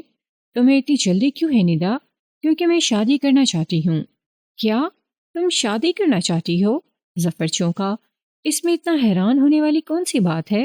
ایک نہ ایک دن تو مجھے شادی کرنی ہی ہے، پھر ابھی کیوں نہیں؟ ندا بولی، تم پاگل ہو گئی ہو ندا، ابھی تم پڑھ رہی ہو، تمہیں اپنی تعلیم مکمل کرنی ہے، تمہاری شادی کرنا ہماری ذمہ داری ہے۔ ظفر نے اسے سمجھانے کی کوشش کی، پڑھ لکھنے کے بعد بھی تو لڑکی کو شادی ہی کرنی ہوتی ہے۔ ویسے بھی مجھے پڑھائی سے کوئی دلچسپی نہیں رہی، میں شادی کر کے دنیا گھومنا چاہتی ہوں۔ میرے حصے میں جو کروڑوں کی جائیداد اور بینک بیلنس آئے گا وہ مجھے دے دیں، میرا اور کوئی مطالبہ نہیں ہے۔ میں تمہارا بڑا بھائی ہوں، تمہاری ماں بھی زندہ ہے، تمہاری شادی کا فیصلہ ہم کریں گے۔ جس سے مجھے شادی کرنی ہے وہ فیصلہ میں کر چکی ہوں، آپ کو تردد کی ضرورت نہیں ہے۔ ندا کا لہجہ سپاٹ تھا۔ کون ہے وہ؟ ظفر نے پوچھا۔ وقت آئے گا تو بتا دوں گی، بلکہ آپ سے ملوا بھی دوں گی۔ پہلے آپ مجھے میرا حصہ دیں۔ تم بچپن سے ہی جذباتی ہو، تمہاری عادت ہے کہ تم جس بات پر جم جاتی ہو پھر تم کچھ نہیں دیکھتی۔ میرا مشورہ ہے کہ تم وہ بچپنا چھوڑ دو۔ ظفر اس کی بات سے ضد ہو کر بولا، مجھے آپ کے مشورے کی ضرورت نہیں ہے، میں بالغ ہوں اور اپنے فیصلے خود کرنے کا اختیار رکھتی ہوں۔ وکیل صاحب کو بلائیں اور مجھے میرا حصہ دے دیں۔ ندا کو بالکل بھی اپنے بھائی کا لحاظ نہیں تھا، اس کی ایک ہی رٹ تھی، یہ بات تم نے امی سے کی ہے؟ ہاں کی ہے۔ پھر انہوں نے کیا کہا؟ ندا نے ظفر کی طرف دیکھا اور پھر بے پرواہی سے بولی، میں نے ان کو اپنی بات بتا دی ہے، اب وہ میری بات اپنے دل کو لگا کر سکتے میں بیٹھی رہیں کیا خاموش ہو جائیں، مجھے کوئی فرق نہیں پڑتا۔ ندا یہ کہہ کر کمرے سے چلی گئی اور ظفر اس کے رویے پر دم بخود کھڑا رہ گیا۔ جیسے ہی ندا کمرے سے باہر نکلی کچھ قدم چلنے کے بعد رک گئی۔ اس نے اپنا موبائل فون کان سے لگایا اور کچھ دیر کے بعد بولی، میں نے بھائی سے بات کر لی ہے، مجھے یقین ہے کہ میں اسی ہفتے اپنی جائیداد کا حصہ لے لوں گی، اس کے بعد ہم شادی کر لیں گے۔ ندا مسکرائی اور دوسری طرف سے کچھ سنتی رہی اور پھر اس نے فون بند کر دیا۔ یہ بات عقب میں کھڑے ظفر نے سن لی تھی۔ ندا جانے لگی تو ظفر نے کہا، اس کا مطلب ہے کہ تم کو جائیداد میں سے اپنا حصہ مانگنے پر وہ اکسا رہا ہے۔ ندا نے پلٹ کر ظفر کی طرف دیکھا اور سرد لہجے میں بولی، وہ اکسا نہیں رہا، یہ میرا فیصلہ ہے۔ ندا کہہ کر چلی گئی۔ ظفر ابھی اس جگہ کھڑا سوچ رہا تھا کہ اچانک اسے ندا کے چلانے کی آواز سنائی دی۔ وہ آواز کے سمت بھاگا تو ندا باہر چوکیدار منظور خان کو اپنے سامنے کھڑا کیے غصے سے کہہ رہی تھی، کتنی بار کہا ہے کہ اب کتوں کو باندھ کر رکھا کریں، مجھے کتوں سے ہمیشہ نفرت رہی ہے، لیکن میں دادا جان کی وجہ سے چپ رہتی تھی، اسے باندھ کر رکھا کریں۔ جی میں اب باندھ کر ہی رکھوں گا، منظور خان نے کہا اور کتوں کی طرح بھاگا۔ ندا پیر پٹک کر اندر چلی گئی جبکہ ظفر کے لیے ندا کا رویہ حیران کن تھا۔ کار کا ہارن سن کر منظور خان نے گیٹ کی چھوٹی کھڑکی سے باہر جھانکا تو کار کی ڈرائیونگ سیٹ پر انسپیکٹر بیٹھا دکھائی دیا۔ اس کے ساتھ ایک آدمی بھی تھا، تو انہوں نے پولیس کی وردی نہیں پہنی تھی۔ منظور خان کو کیونکہ ظفر کی طرف سے ہدایت تھی کہ وہ انسپیکٹر کے لیے کسی بھی وقت گیٹ کھول سکتا ہے، تو منظور خان نے گیٹ کھول دیا۔ انسپیکٹر کار اندر لے گیا۔ انسپیکٹر نے پہلے ہی ظفر کو اطلاع کر دی تھی کہ وہ اس کے گھر آ رہا ہے۔ جیسے ہی انسپیکٹر اور وہ آدمی کار سے باہر نکلے، اندر سے ملازم آیا اور دونوں کو ڈرائنگ روم میں لے گیا۔ تھوڑی دیر کے بعد ظفر بھی آ گیا۔ انسپیکٹر نے ندا اور ظفر کی ماں کو بھی اس جگہ لانے کے لیے کہا۔ زیادہ دیر نہیں لگی اور ظفر کی ماں ڈرائنگ روم میں آ گئیں، جبکہ ندا نخرے سے وہاں آئی اور ایک طرف منہ بنا کر بیٹھ گئی۔ میں کچھ چیزیں آپ کے سامنے بیان کرنے آیا ہوں، انسپیکٹر نے کہا۔ بالکل بتائیں، ظفر بولا۔ میں اس کیس کو حل کرنے کے لیے پوری کوشش کر رہا ہوں۔ اس گھر کے چوکیدار اور آپ کی بہن ندا نے یہ دیکھا ہے کہ کس طرح سے احمد نے سیٹھ حاکم کو نیچے پھینکا اور وہ ندا کے سامنے باہر فرار ہو گیا۔ کچھ چیزیں بڑی عجیب ہیں، انسپیکٹر کہتا رک گیا۔ ظفر نے چونک کر انسپیکٹر کی طرف دیکھا، جبکہ ندا بے پرواسی بیٹھی رہی۔ وہ کیا انسپیکٹر صاحب؟ ظفر نے پوچھا۔ وہ یہ کہ قاتل کی انگلیوں کے نشان سیٹھ حاکم کے کمرے کے دروازے پر تو ہیں، لیکن کہیں اور نہیں ہیں۔ اسی طرح سیڑھی پر ہیں، لیکن خاردار تاروں پر یا کسی دیوار پر نہیں ہیں۔ کیا اس کا مطلب یہ ہے کہ قاتل بار بار دستانے پہنتا اور اتارتا رہا تھا؟ اس کے علاوہ جو حیران کن بات ہے وہ یہ ہے کہ جس کے ہاتھوں کے نشان سیٹھ حاکم کے کمرے کی مختلف جگہوں پر موجود تھے، وہ نشان کس کے ہیں؟ ظفر نے چونک کر پوچھا۔ اس کے چہرے پر عجیب سی پریشانی عیاں ہو گئی تھی۔ انسپیکٹر نے اس کے چہرے کا جائزہ لیتے ہوئے کہا، اس کے لیے مجھے آپ لوگوں کے فنگر پرنٹ لینے ہوں گے۔ ہمارے فنگر پرنٹ کیوں؟ ظفر بولا۔ تبھی پتہ چلے گا کہ وہ فنگر پرنٹ کس سے ملتے ہیں، انسپیکٹر نے کہا۔ اگر وہ فنگر پرنٹ آپ میں سے کسی کے ساتھ نہیں ملے تو اس کا مطلب یہ ہوگا کہ احمد کے ساتھ کوئی اور بھی تھا، لیکن احمد تو گھر سے فرار ہو گیا اور اکیلے احمد ہی کو ندا نے فرار ہوتے ہوئے دیکھا تھا۔ پھر وہ کہاں گیا؟ انسپیکٹر نے یہ کہہ کر سب کی طرف دیکھا۔ ظفر اور اس کی ماں حیرت زدہ تھے، لیکن ندا ایسی تھی جیسے وہ یہاں زبردستی بیٹھی ہوئی ہو۔ اس پر کسی بات کا کوئی اثر نہیں تھا۔ اس کی اب ایک ہی چاہتی کہ اسے جائیداد میں سے اس کا حصہ ملے اور وہ اس گرداب سے باہر نکل آئے۔ وہ کون ہو سکتا ہے اور ندا نے اسے کیوں نہیں دیکھا؟ ظفر متحیر لہجے میں بولا۔ اس سے پہلے کہ ہم یہ سوچیں کہ وہ کون تھا، اسے کس نے دیکھا یا کس نے نہیں دیکھا، مجھے آپ سب کے فنگر پرنٹ لینے ہیں۔ اس کے لیے آپ کو منظور خان کو بھی یہاں بلانا پڑے گا۔ ہاں، آپ کی بات ٹھیک ہے۔ اس گھر میں نوکر کتنے ہیں؟ 2 ہیں، ایک خانسامہ اور دوسرا گھر کی دیکھ بھال کے لیے، ظفر نے بتایا۔ انہیں بھی بلا لیں۔ تھوڑی دیر میں سبھی اس کمرے میں جمع ہو گئے اور انسپیکٹر کے ساتھ آئے ہوئے شخص نے سب کے فنگر پرنٹ لیے اور ملازموں کو جانے کی اجازت دے دی۔ اچانک انسپیکٹر نے ندا سے کہا، شاید اب آپ کو اس سے کوئی دلچسپی نہیں رہی کہ میں یہ کیس حل کروں یا نہ کروں۔ آپ کے دادا جان کا قاتل سامنے آئے یا نہ آئے، اسی لیے آپ کسی کو میسج کرنے میں مگن ہیں۔ میری دوست ہے، آپ میرا موبائل فون چیک کر سکتے ہیں، جو میسج میں نے کیا ہے وہ بھی محفوظ ہے۔ ندا نے اپنا موبائل فون انسپیکٹر کی طرف بڑھا دیا۔ مجھے اس کی ضرورت نہیں ہے، میں آپ کی دلچسپی کی بات کر رہا ہوں، انسپیکٹر بولا۔ مجھے آپ کی سمجھ نہیں آتی، قاتل سامنے ہے، میں نے اسے خود دیکھا ہے، دوسری گواہی چوکیدار کی ہے۔ آپ اسے گرفتار کرنے کے بجائے دوسرے معاملات کی طرف چل رہے ہیں۔ شاید آپ کو اس گھر کی چائے پسند آ گئی ہے۔ چائے تو میں نے ایک دن بھی نہیں پی، انسپیکٹر کہہ کر مسکرایا۔ ندا، تم کو بات کرنے سے پہلے سوچنا چاہیے، ظفر نے اسے سرزنش کی۔ کوئی بات نہیں، ندا کو بولنے کا پورا حق ہے۔ یہ میرا اعتراف ہے کہ ہم ابھی تک احمد کو گرفتار نہیں کر سکے، لیکن ایسا بھی نہیں ہے کہ ہم نے اس کی گرفتاری کے لیے ہمت ہار دی ہو یا کوتاہی سے کام لینا شروع کر دیا ہو۔ وہ کام اپنی جگہ جاری ہے، لیکن اس وقت ہمیں اسے تلاش کرنا ہے جس کے ہاتھوں کے نشان ہمیں ملے ہیں۔ میں نے آپ سب کے فنگر پرنٹ لے لیے ہیں، آج ہی اس کا رزلٹ لے کر آؤں گا، انسپیکٹر نے کہا اور اپنے ساتھی کے ساتھ باہر نکل گیا۔ ظفر کا چہرہ مضطرب تھا اور وہ جلدی سے اپنے کمرے میں چلا گیا۔ انسپیکٹر نے سب کے فنگر پرنٹ کی رپورٹ لی اور ایک بار پھر سیٹھ حاکم کے گھر کا رخ کیا۔ سب کو ایک جگہ پھر جمع کر لیا اور انسپیکٹر حاکم نے منظور خان سے سوال کیا، جب احمد کار لے کر آیا تھا تو تم نے غور سے دیکھا تھا کہ وہ اکیلا ہی آیا تھا؟ جی، وہ اکیلے ہی تھے، منظور خان نے بلا تعامل جواب دیا۔ اس دن کوئی اور اس گھر میں آیا ہو اور وہ سیٹھ حاکم کے کمرے میں گیا ہو؟ اور تو کوئی نہیں آیا تھا، کوئی نہیں آیا تھا، منظور خان نے سوچ کر پھر نفی میں گردن ہلا دی۔ تم پورے یقین سے کہہ رہے ہو؟ جی ہاں، آپ سب کے ہاتھوں کے نشان اس نشان سے نہیں ملتے۔ اس کا مطلب ہے کہ کوئی اور بھی تھا۔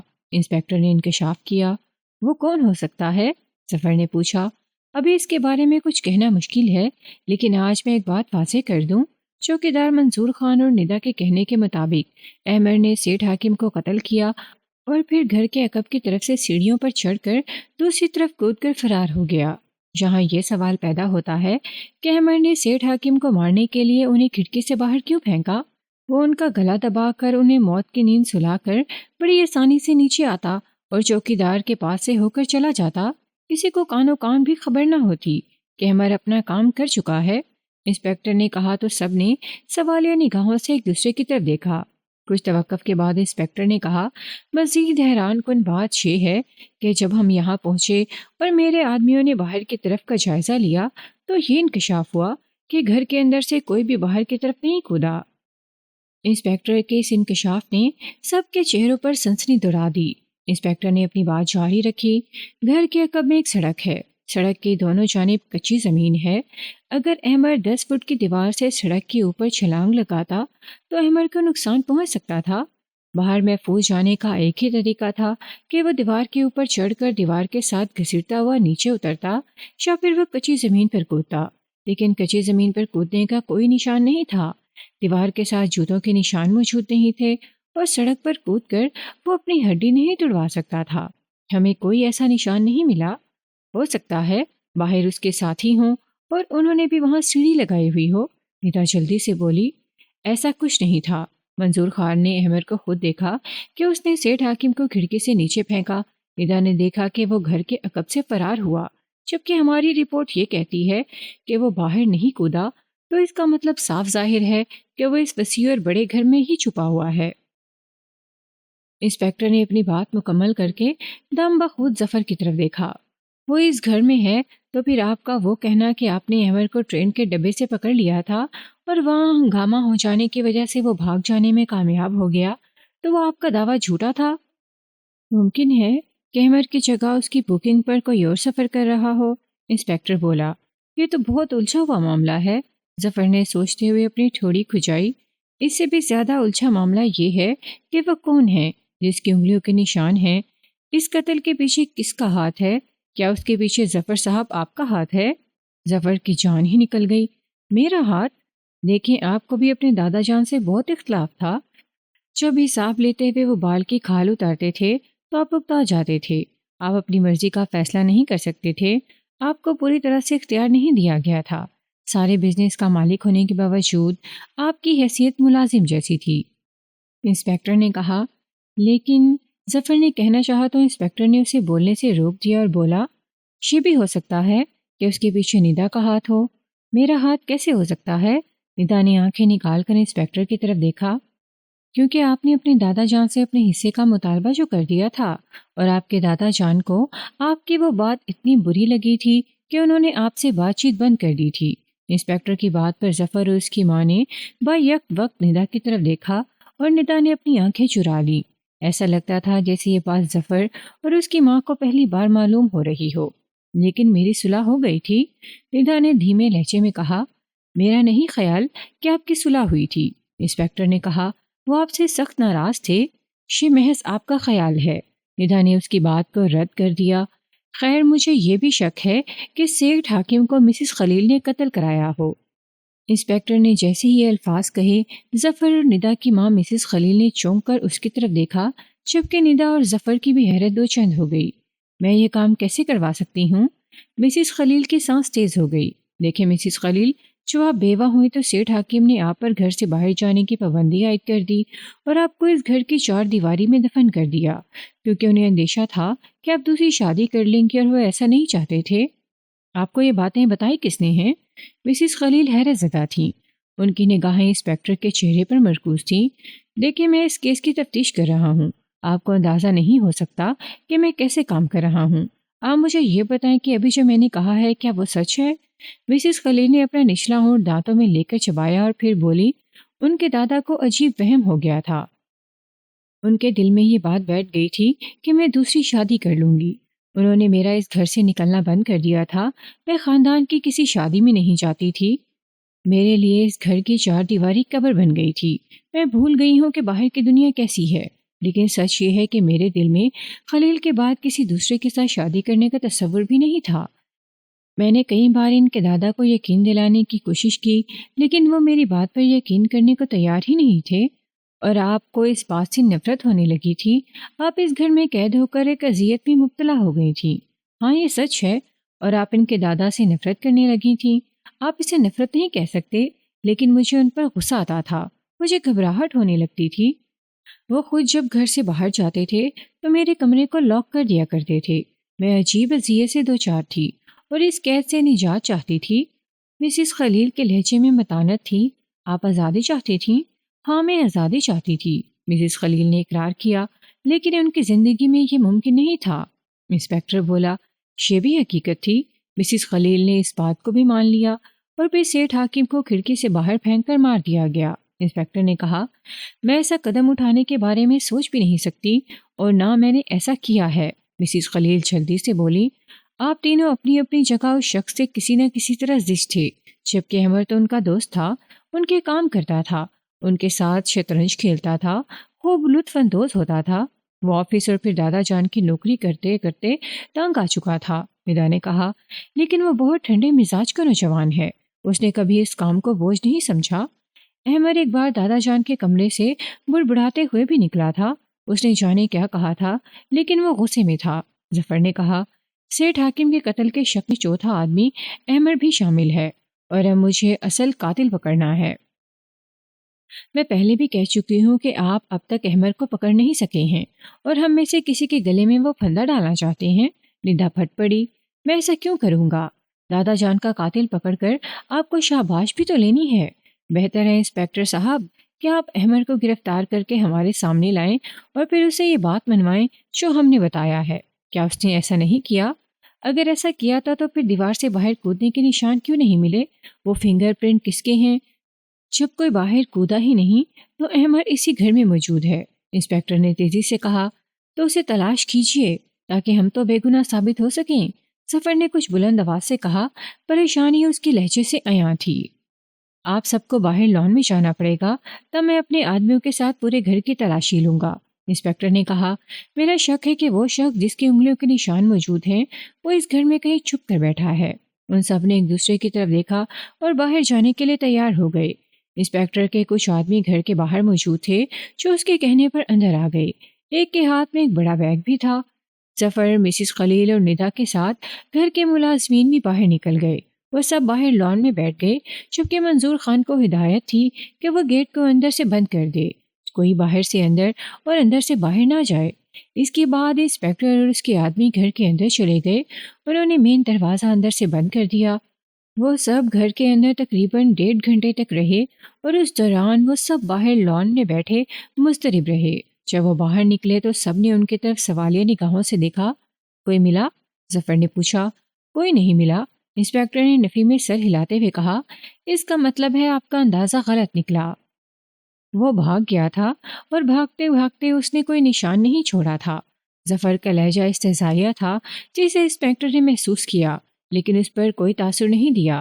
میرا اندازہ غلط نہیں ہو سکتا ہے کہ وہ کسی دوسرے راستے سے فرار ہوا ہو۔ انسپیکٹر اپنی بات پر قائم تھا۔ پھر آپ کی تلاشی ٹھیک سے نہیں ہوئی ہوگی، وہ اندر ہی کہیں ہوگا۔ مجھے تو ڈر لگ رہا ہے، اب میں یہاں نہیں رہوں گی، میں اپنی دوست کی طرف جا رہی ہوں، اور تب تک اسی کے پاس رہوں گی جب تک احمد یا کوئی دوسرا گرفتار نہیں ہو جائے گا۔ ندا تیز لہجے میں بولی۔ ندا ٹھیک کہہ رہی ہے، اب مجھے بھی اس گھر میں رہتے ہوئے ڈر لگے گا، جانے وہ کہاں سے نکل آئے۔ ظفر نے بھی ندا کی تائید کی۔ کسی کو ڈرنے کی ضرورت نہیں ہے، کچھ نہیں ہوگا۔ انسپیکٹر نے ان کو تسلی دی۔ میں جا رہی ہوں، ندا نے کہا۔ اگر آپ لوگوں کو کوئی خوف ہے تو میرے آدمی یہاں گھر میں رہیں گے، انسپیکٹر نے کہا۔ یہ لوگ کب تک رہیں گے؟ ظفر نے پوچھا۔ جب تک قاتل پکڑا نہیں جائے گا۔ اس کا مطلب ہے یہ لوگ ہمارے ساتھ بہت دن تک رہنے والے ہیں۔ ندا تمسخر سے مسکرائی۔ ایسا نہیں ہوگا، میں وعدہ کرتا ہوں کہ 24 گھنٹوں سے بھی کم وقت میں قاتل آپ کے سامنے لے آؤں گا۔ انسپیکٹر مضبوط ارادے سے بولا، ہم گھر خالی کر رہے ہیں، خوف کی اس دنیا میں ہم نہیں رہ سکتے۔ ظفر نے بھی اپنا فیصلہ سنا دیا۔ چلے امی آپ ہی چلیں۔ میں نہیں جاؤں گی، مسز خلیل نے صاف انکار کر دیا۔ میں اپنا گھر چھوڑ کر نہیں جاؤں گی اور نہ تم دونوں کو جانے دوں گی۔ کیوں امی؟ سفر نے حیرت سے اپنی ماں کی طرف دیکھا۔ اس گھر میں کوئی نہیں ہے، مسز خلیل نے متانت سے کہا اور چلتی ہوئی گھر کے مین دروازے کی طرف جانے لگی۔ ظفر اور ندا ان کو جاتا ہوا دیکھ رہے تھے۔ مسز خلیل ایک بہادر خاتون ہیں، انسپیکٹر نے کہا۔ کچھ دیر کے بعد ظفر بھی اندر چلا گیا اور پھر ندا کا رخ بھی گھر میں جانے کے لیے ہو گیا۔ انسپیکٹر مسکراتے ہوئے دل ہی دل میں بولا، اندر واقعی کوئی نہیں ہے۔ انسپیکٹر پھر مسکرایا اور اپنے آدمیوں کو جانے کا اشارہ کیا۔ وہ گیٹ کی طرف چلے گئے۔ گیٹ سے باہر نکلتے ہوئے انسپیکٹر نے منظور خان سے کہا، میں قاتل تک پہنچ گیا ہوں۔ انسپیکٹر کی بات سن کر منظور خان یکدم چونکا اور اس نے سوالیہ نگاہوں سے انسپیکٹر کی طرف دیکھا، لیکن وہ کوئی بات کیے بغیر باہر نکل گیا اور منظور خان نے جلدی سے گیٹ بند کر دیا۔ اسی رات کو جب انسپیکٹر رات کا کھانا کھانے کے بعد گھر سے باہر چہل قدمی کے لیے نکلا تو ایک سایہ بھی اس کے پیچھے چلنے لگا۔ دونوں میں 20 فٹ کا فاصلہ تھا۔ تعاقب کرنے والے نے سر پر اونی ٹوپی پہنی ہوئی تھی جو اس کی گردن تک تھی اور آنکھیں، ناک اور منہ کی جگہ سوراخ تھے جس کی وجہ سے کوئی بھی اس کا چہرہ ٹھیک سے نہیں دیکھ سکتا تھا۔ انسپیکٹر دھیمی چال چلتا جا رہا تھا۔ اچانک تعاقب کرنے والے نے اپنی رفتار تیز کر دی اور چلتے ہوئے اپنی آستین سے ایک تیز دھار چاقو بھی نکال لیا۔ چاقو کا پھل چھوٹا تھا لیکن اس کی دھار بہت تیز تھی۔ تعاقب کرنے والے کی رفتار اور بھی تیز ہو گئی اور دونوں میں فاصلہ کم ہو کر محض 2 فٹ رہ گیا کہ اچانک اس نے چلتے ہوئے اپنا ہاتھ گھمایا اور اس سے پہلے کہ اس کے ہاتھ میں پکڑا تیز دھار چاقو اپنا کام کرتے ہوئے انسپیکٹر کی گردن کاٹتا، باخبر انسپیکٹر برق رفتاری سے جھک کر گھوما اور اس کا وہ ہاتھ پکڑ لیا جس پہ تیز دھار چاقو تھا اور اس کے ساتھ ہی انسپیکٹر نے پوری قوت سے اسے جھٹکا دے کر نیچے گرا لیا۔ وہ بھی طاقتور جسم کا مالک تھا۔ اس نے اپنی طاقت کا مظاہرہ کیا اور انسپیکٹر کو ایک طرف دھکا دے دیا۔ انسپیکٹر ایک جھٹکے سے پیچھے ہو کر اور نیچے گر گیا۔ حملہ آور جان گیا تھا کہ وہ اپنا وار نہیں کر سکا اور انسپیکٹر نے اپنا بچاؤ کر لیا ہے۔ اب اسے لڑنا ٹھیک نہیں ہے۔ انسپیکٹر ایک ماہر اور تربیت یافتہ شخص تھا۔ اس پر قابو اسی صورت میں پایا جا سکتا تھا اگر اس کا وار اس کی گردن کاٹ دیتا اور وہ آسانی سے بھاگ جاتا۔ اس لیے حملہ آور نے اپنے آپ کو چھڑایا اور ایک طرف بھاگنے لگا۔ انسپیکٹر نے اپنی جیکٹ میں سے پستول نکالا اور اس کی ٹانگ کا نشانہ لے کر فائر کر دیا۔ تھوڑا ہی فاصلہ رہ گیا تھا ورنہ بھاگتا ہوا وہ شخص اپنی ٹانگ پر گولی کھا کر نیچے گر چکا ہوتا۔ وہ اور بھی تیز بھاگنے لگا اور انسپیکٹر نے ایک اور فائر کھول دیا۔ ٹھیک اسی وقت وہ بائیں جانب مڑ گیا۔ انسپیکٹر کے لیے اب یہ اندازہ کرنا مشکل تھا کہ اسے گولی لگی ہے کہ نہیں۔ انسپیکٹر جلدی سے اٹھا اور اس سمت بھاگنے لگا جس طرف وہ مڑا تھا۔ اس جگہ پہنچ کر انسپیکٹر نے جھک کر زمین پر دیکھا۔ اسے خون کے قطرے کہیں نظر نہیں آئے۔ اس کا مطلب تھا کہ وہ بھاگ جانے میں کامیاب ہو گیا اور اس کی ٹانگ گولی کے زد میں آنے سے پھر بچ گئی تھی۔ انسپیکٹر بھاگتا ہوا آگے تک چلا گیا لیکن اسے کوئی بھی دکھائی نہیں دیا۔ ابھی وہ دیکھ ہی رہا تھا کہ اچانک اسے آہٹ سنائی دی۔ انسپیکٹر نے فوراً اس جانب دیکھا تو ٹھیک اسی وقت وہ تیز دھار چاقو ہوا میں اڑتا ہوا اس کی طرف بڑھا اور عین وقت پر انسپیکٹر نے اپنا چہرہ پیچھے کر لیا اور چاقو اس کے چہرے کے آگے سے اڑتا ہوا دوسری طرف جا گرا۔ انسپیکٹر نے اسی وقت اپنا پستول تان لیا۔ اسے اندھیرے میں بھاگنے کی آواز آئی۔ وہ بھی اس جانب بھاگنے لگا۔ اسی اثناء میں انسپیکٹر کا موبائل فون بجنے لگا۔ اس نے بھاگتے ہوئے ایک ہاتھ سے موبائل فون نکال کر اپنے کان سے لگایا۔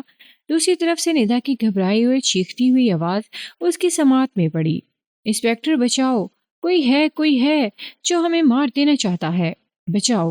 فون بند ہو گیا اور انسپیکٹر نے بھاگتے ہوئے رک کر دائیں بائیں دیکھا اور اسے دور تک کوئی دکھائی نہیں دیا۔ حملہ آور بھاگ جانے میں کامیاب ہو گیا تھا۔ انسپیکٹر نے غصے سے ہوا میں مکہ مارا۔ وہ جان بوجھ کر گھر سے نکلا تھا۔ اس نے خود موقع دیا تھا کہ اس پر حملہ ہو کیونکہ اسے یقین تھا کہ قاتل اس طاق میں ہے کہ اس پر حملہ کر کے اسے ختم کر سکے۔ انسپیکٹر نے فون ملایا اور رابطہ ہوتے ہی تیز لہجے میں بولا، فوراً سیٹھ حاکم کے گھر پر پہنچو اور دیکھو وہاں کیا ہو رہا ہے۔ انسپیکٹر نے فون بند کرتے ہی ظفر کو کال کی اور بیل جانے لگی۔ جو ہی رابطہ ہوا انسپیکٹر نے کہا، آپ ندا کے پاس ہو؟ نہیں، میں اپنے کمرے میں ہوں۔ کیوں، کیا بات ہے؟ ظفر نے جواب دیا۔ انسپیکٹر نے بتایا، مجھے ابھی اس نے فون کیا ہے کہ گھر میں کوئی ہے۔ اس نے فون کیا ہے؟ میں ابھی دیکھتا ہوں۔ ظفر کی آواز آئی۔ میں نے اپنے اہلکار کو فون کر دیا ہے، وہ بھی پہنچ رہے ہیں۔ انسپیکٹر نے کہا، میں ابھی دیکھ کر آپ کو فون کرتا ہوں۔ سفر بولا اور انسپیکٹر سڑک کے درمیان میں اکیلا ہی کھڑا متلاشی نگاہوں سے دائیں بائیں دیکھتا رہا۔ ندا سہمی ہوئی کھڑی تھی اور سفر کو بتا رہی تھی، جبکہ مسز خلیل بھی پاس ہی کھڑی تھی۔ میں اپنے کمرے میں تھی تو مجھے ایسا لگا جیسے کسی نے میرے دروازے کا ہینڈل پکڑ کر گھمایا ہو۔ میں یکدم ڈر گئی۔ میں نے فوراً انسپیکٹر کو فون کر دیا۔ تمہیں فون مجھے کرنا چاہیے تھا، سفر بولا۔ بس میرے دماغ میں اس وقت فوراً ان کا خیال آیا اور میں نے ان کو فون کر دیا۔ ہم پورے گھر کی تلاشی لے چکے ہیں اور یہ بتا دیا تھا کہ اس گھر میں کوئی بھی نہیں ہے۔ میں نے مزید تسلی کر لی ہے، انسپیکٹر کا بھیجا ہوا اہلکار بولا۔ شکریہ، آپ کو تکلیف دی۔ سفر نے ممنون نگاہوں سے اہلکار کی طرف دیکھا۔ دراصل اس سارے منصوبے کا جال ریت کے ٹیلوں پر پھیلایا گیا تھا۔ جیسے ہی تفتیش کی ہوا چلی اور ریت کے ٹیلے اڑ کر بکھرنے لگے، منصوبہ ساز گھبرا گئے۔ ان کو معلوم ہونے لگا کہ قانون کا ہاتھ ان کی گردن تک پہنچ رہا ہے، اس لیے وہ انسپیکٹر کو ہٹانے کے لیے ان پر حملہ کر رہے ہیں تاکہ تفتیش رک جائے اور وہ محفوظ ہو جائیں۔ اہلکار نے کہا کہ انسپیکٹر کو مارنے کی کوشش کی جا رہی ہے؟ سفر نے پوچھا۔ بالکل، اور انسپیکٹر جان بوجھ کر باہر نکل رہے ہیں تاکہ وہ ان کے سامنے آئے۔ اب مجھے اجازت دیں، اس نے کہا اور وہ گھر سے چلا گیا۔ اس کے جاتے ہی ندا پھٹ پڑی۔ میں اس گھر میں بالکل بھی نہیں رہنا چاہتی، میں صبح ہوتے ہی چلی جاؤں گی۔ تم کہاں جاؤ گی؟ مسز خلیل نے پوچھا۔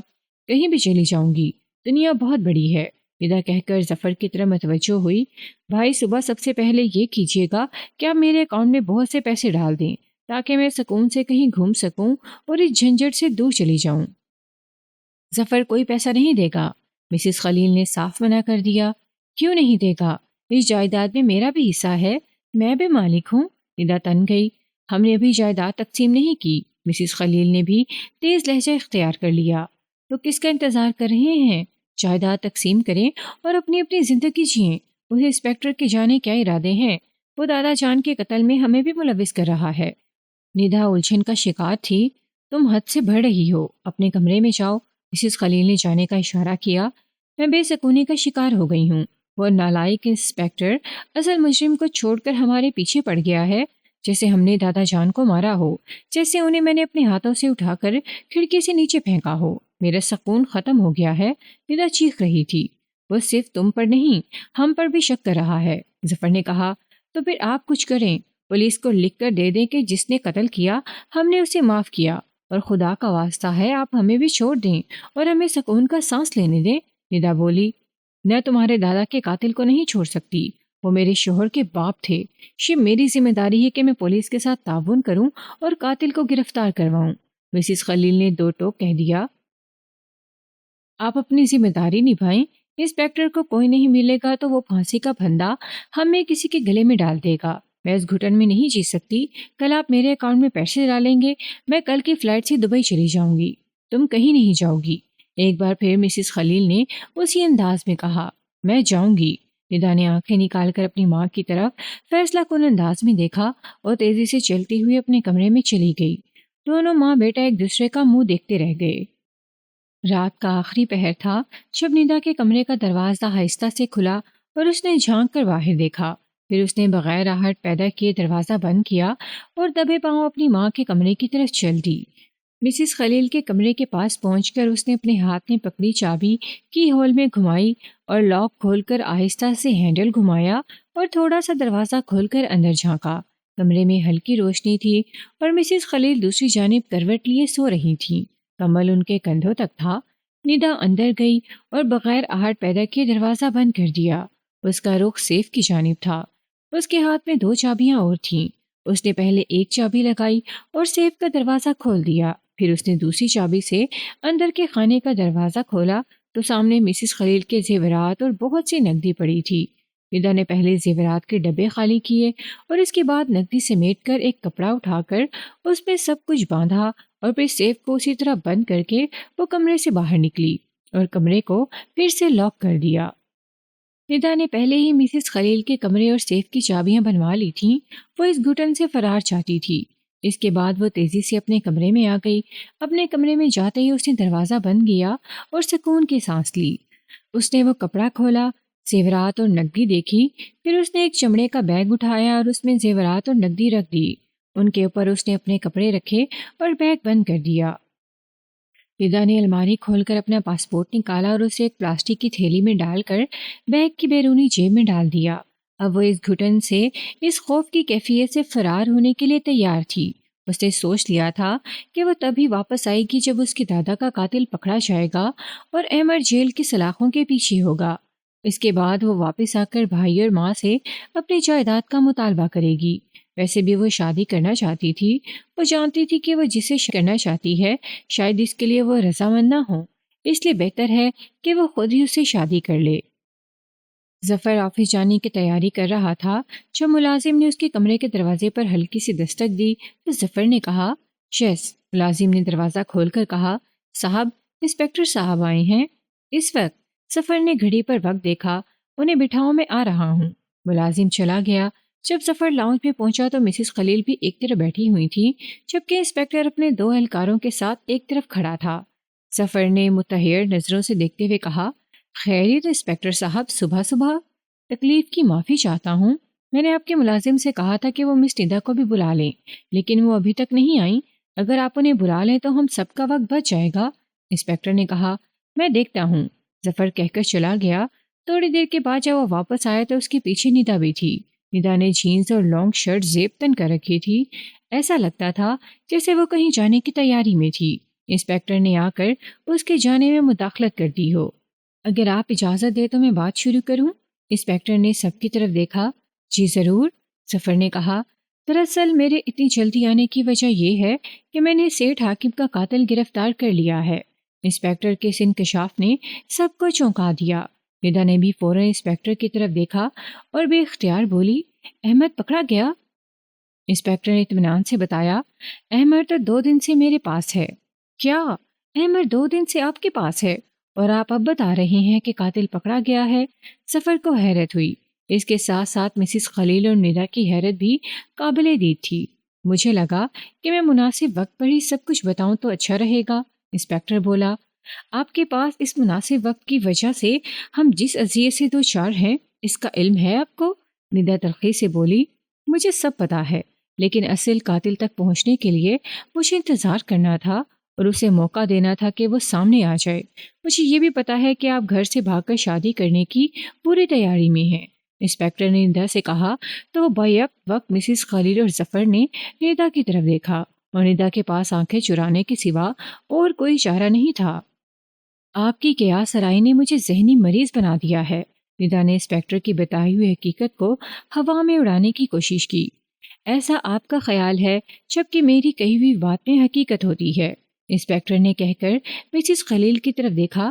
سر اپنے کمرے میں جا کر یہ تو دیکھیں کہ سیف میں آپ کے زیورات اور نقدی موجود ہے۔ یہ سنتے ہی مسز خلیل دم بخود ندا کی طرف دیکھنے لگی اور ندا کو اس حیرت نے گھیر لیا کہ انسپکٹر کو اس بات کا علم کیسے ہوا۔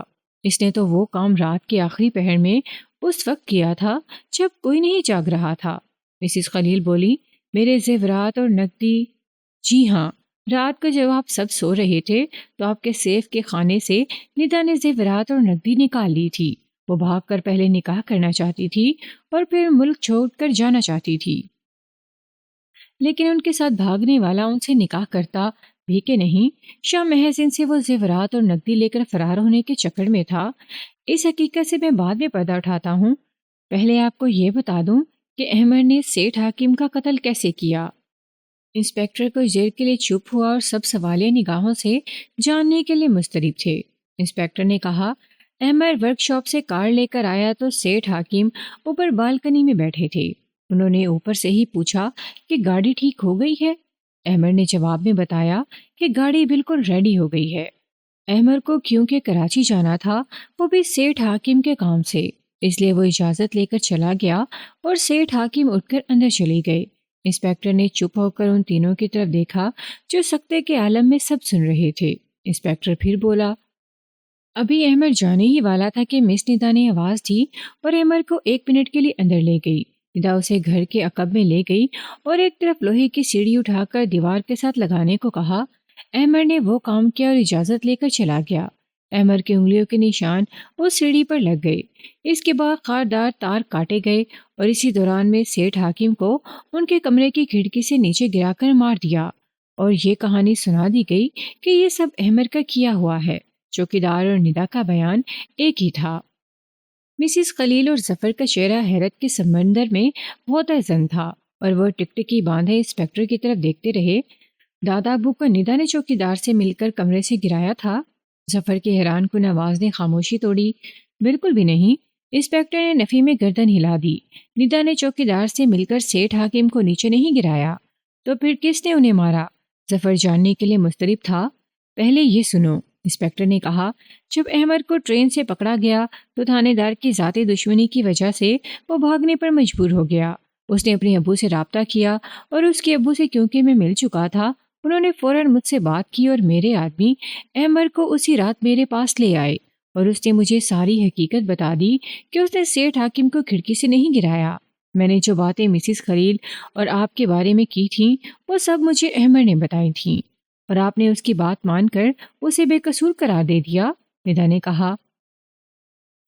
ندا دراصل احمد کو پسند کرتی تھی، اس کی توجہ چاہتی تھی، لیکن احمد ندا کو مسلسل نظر انداز کرتا تھا، کیونکہ وہ نہیں چاہتا تھا کہ جس گھر میں اس کا آنا جانا ہے وہاں وہ پیار محبت کا کھیل کھیل کر سیٹھ حاکم کے اعتماد کو مٹی میں ملا دے۔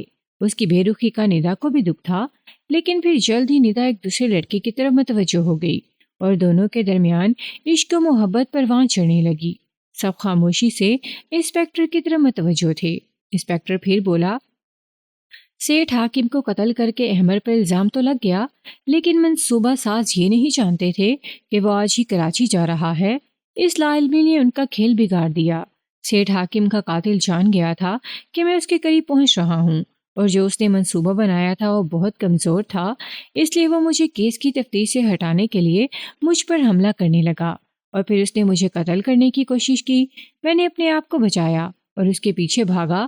اس نے بھاگتے ہوئے ندا کو فون کیا اور ندا نے مجھے کال کر کے یہ کہا کہ گھر میں کوئی ہے۔ میں اس کا تعاقب چھوڑ کر ندا کی جانب متوجہ ہو گیا اور وہ بھاگ گیا۔ قاتل نے اپنی جان بچانے کے لیے ندا کو مجھے فون کرنے کو کہا تھا، اس طرح وہ بچ گیا، اور اسی رات کو جب سب سو رہے تھے تو وہ ندا سے ملنے گھر پہنچ گیا۔ اوہ خدایا، ندا اس کے ساتھ ملی ہوئی ہے، وہ گھر میں کیسے آ سکتا ہے جبکہ چوکیدار موجود ہوتا ہے، اور وہ کون ہے؟ ظفر کے جسم میں اور بھی بے چینی دوڑنے لگی۔ یہ بھی بتاتا ہوں کہ وہ کس راستے سے گھر میں آیا اور وہ کون ہے۔ ندا اور اس نے بھاگنے کا پروگرام بنایا۔ وہ جان گیا تھا کہ اب اس کا بچنا مشکل ہو گیا ہے۔ اسی نے ندا کو اکسایا کہ وہ اپنا حصہ مانگے۔ اسی نے ندا سے زیورات اور نقدی چوری کروائی، اور جب ندا نے ماں کا زیور اور نقدی سمیٹ لی تو ندا نے اسے بتایا۔ اس نے کہا کہ وہ صبح 10 بجے یہ گھر چھوڑ دیں گے۔ وہ رات جب اس گھر میں آیا تھا تو اس نے ندا سے زیورات اور نقدی لینے کا بھی مطالبہ کیا، لیکن ندا نے انکار کر دیا کہ وہ کل صبح سب کچھ لے کر وہاں آ جائے گی۔ اس نے اس لیے زیادہ تقاضا نہیں کیا کہ کہیں ندا کو شک نہ پڑ جائے۔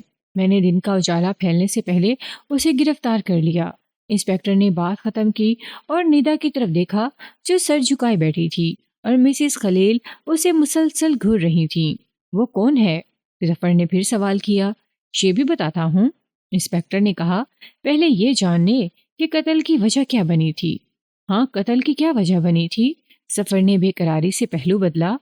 ہمیں جو آئینہ دکھایا گیا تھا دراصل پس آئینہ کچھ اور تھا۔ ندا نے سیٹھ حاکم سے اس لڑکے کے ساتھ شادی کی بات کی تو سیٹھ حاکم اس بات پر بھڑک اٹھے۔ ان کا غصہ آسمان کو چھونے لگا۔ وہ اسی وقت ایک بڑا فیصلہ کرنے والے تھے کہ ندا نے ان کے سامنے ہاتھ جوڑ کر معافی مانگ لی اور منت کی کہ وہ یہ بات کسی سے نہ کریں، وہ اس کا خیال دل سے نکال دے گی۔ ندا محض کچھ وقت گزارنا چاہتی تھی۔ اس دوران دونوں نے مل کر ایک منصوبہ بنایا اور یوں احمد کو انہوں نے پھنسانے کی کوشش کی جو ان کے ہی گلے میں پڑ گئی، اور انہوں نے ایسا سوچا بھی نہیں تھا جیسا ہو گیا۔ اب تو بتا دیجئے کہ قاتل کون ہے؟ ظفر بولا۔ اس وقت وہ لاک اپ میں ہے۔ انسپکٹر نے ظفر سے پوچھا، ذرا یہ یاد کر کے بتائیں کہ وہ کون ہے جو بڑا خوبصورت اور ہینڈسم ہے، جسے آپ کے دادا جان نے پڑھایا اور اپنی کمپنی میں نوکری بھی دی، جو اس گھر میں آتا جاتا ہے؟ ظفر جھٹ سے بولا، ہمارے چوکیدار منظور خان کا بیٹا انور خان۔ جی ہاں، انور خان آپ کے دادا جان کا قاتل اور ندا کا عاشق ہے۔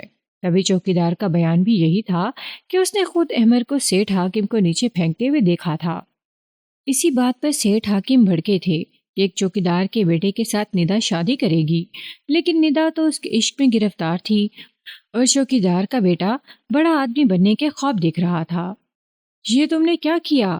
تم نے اپنے دادا کو مارنے کے لیے اس کا ساتھ دیا۔ اب اپنے کیے کا خمیازہ بھگتو۔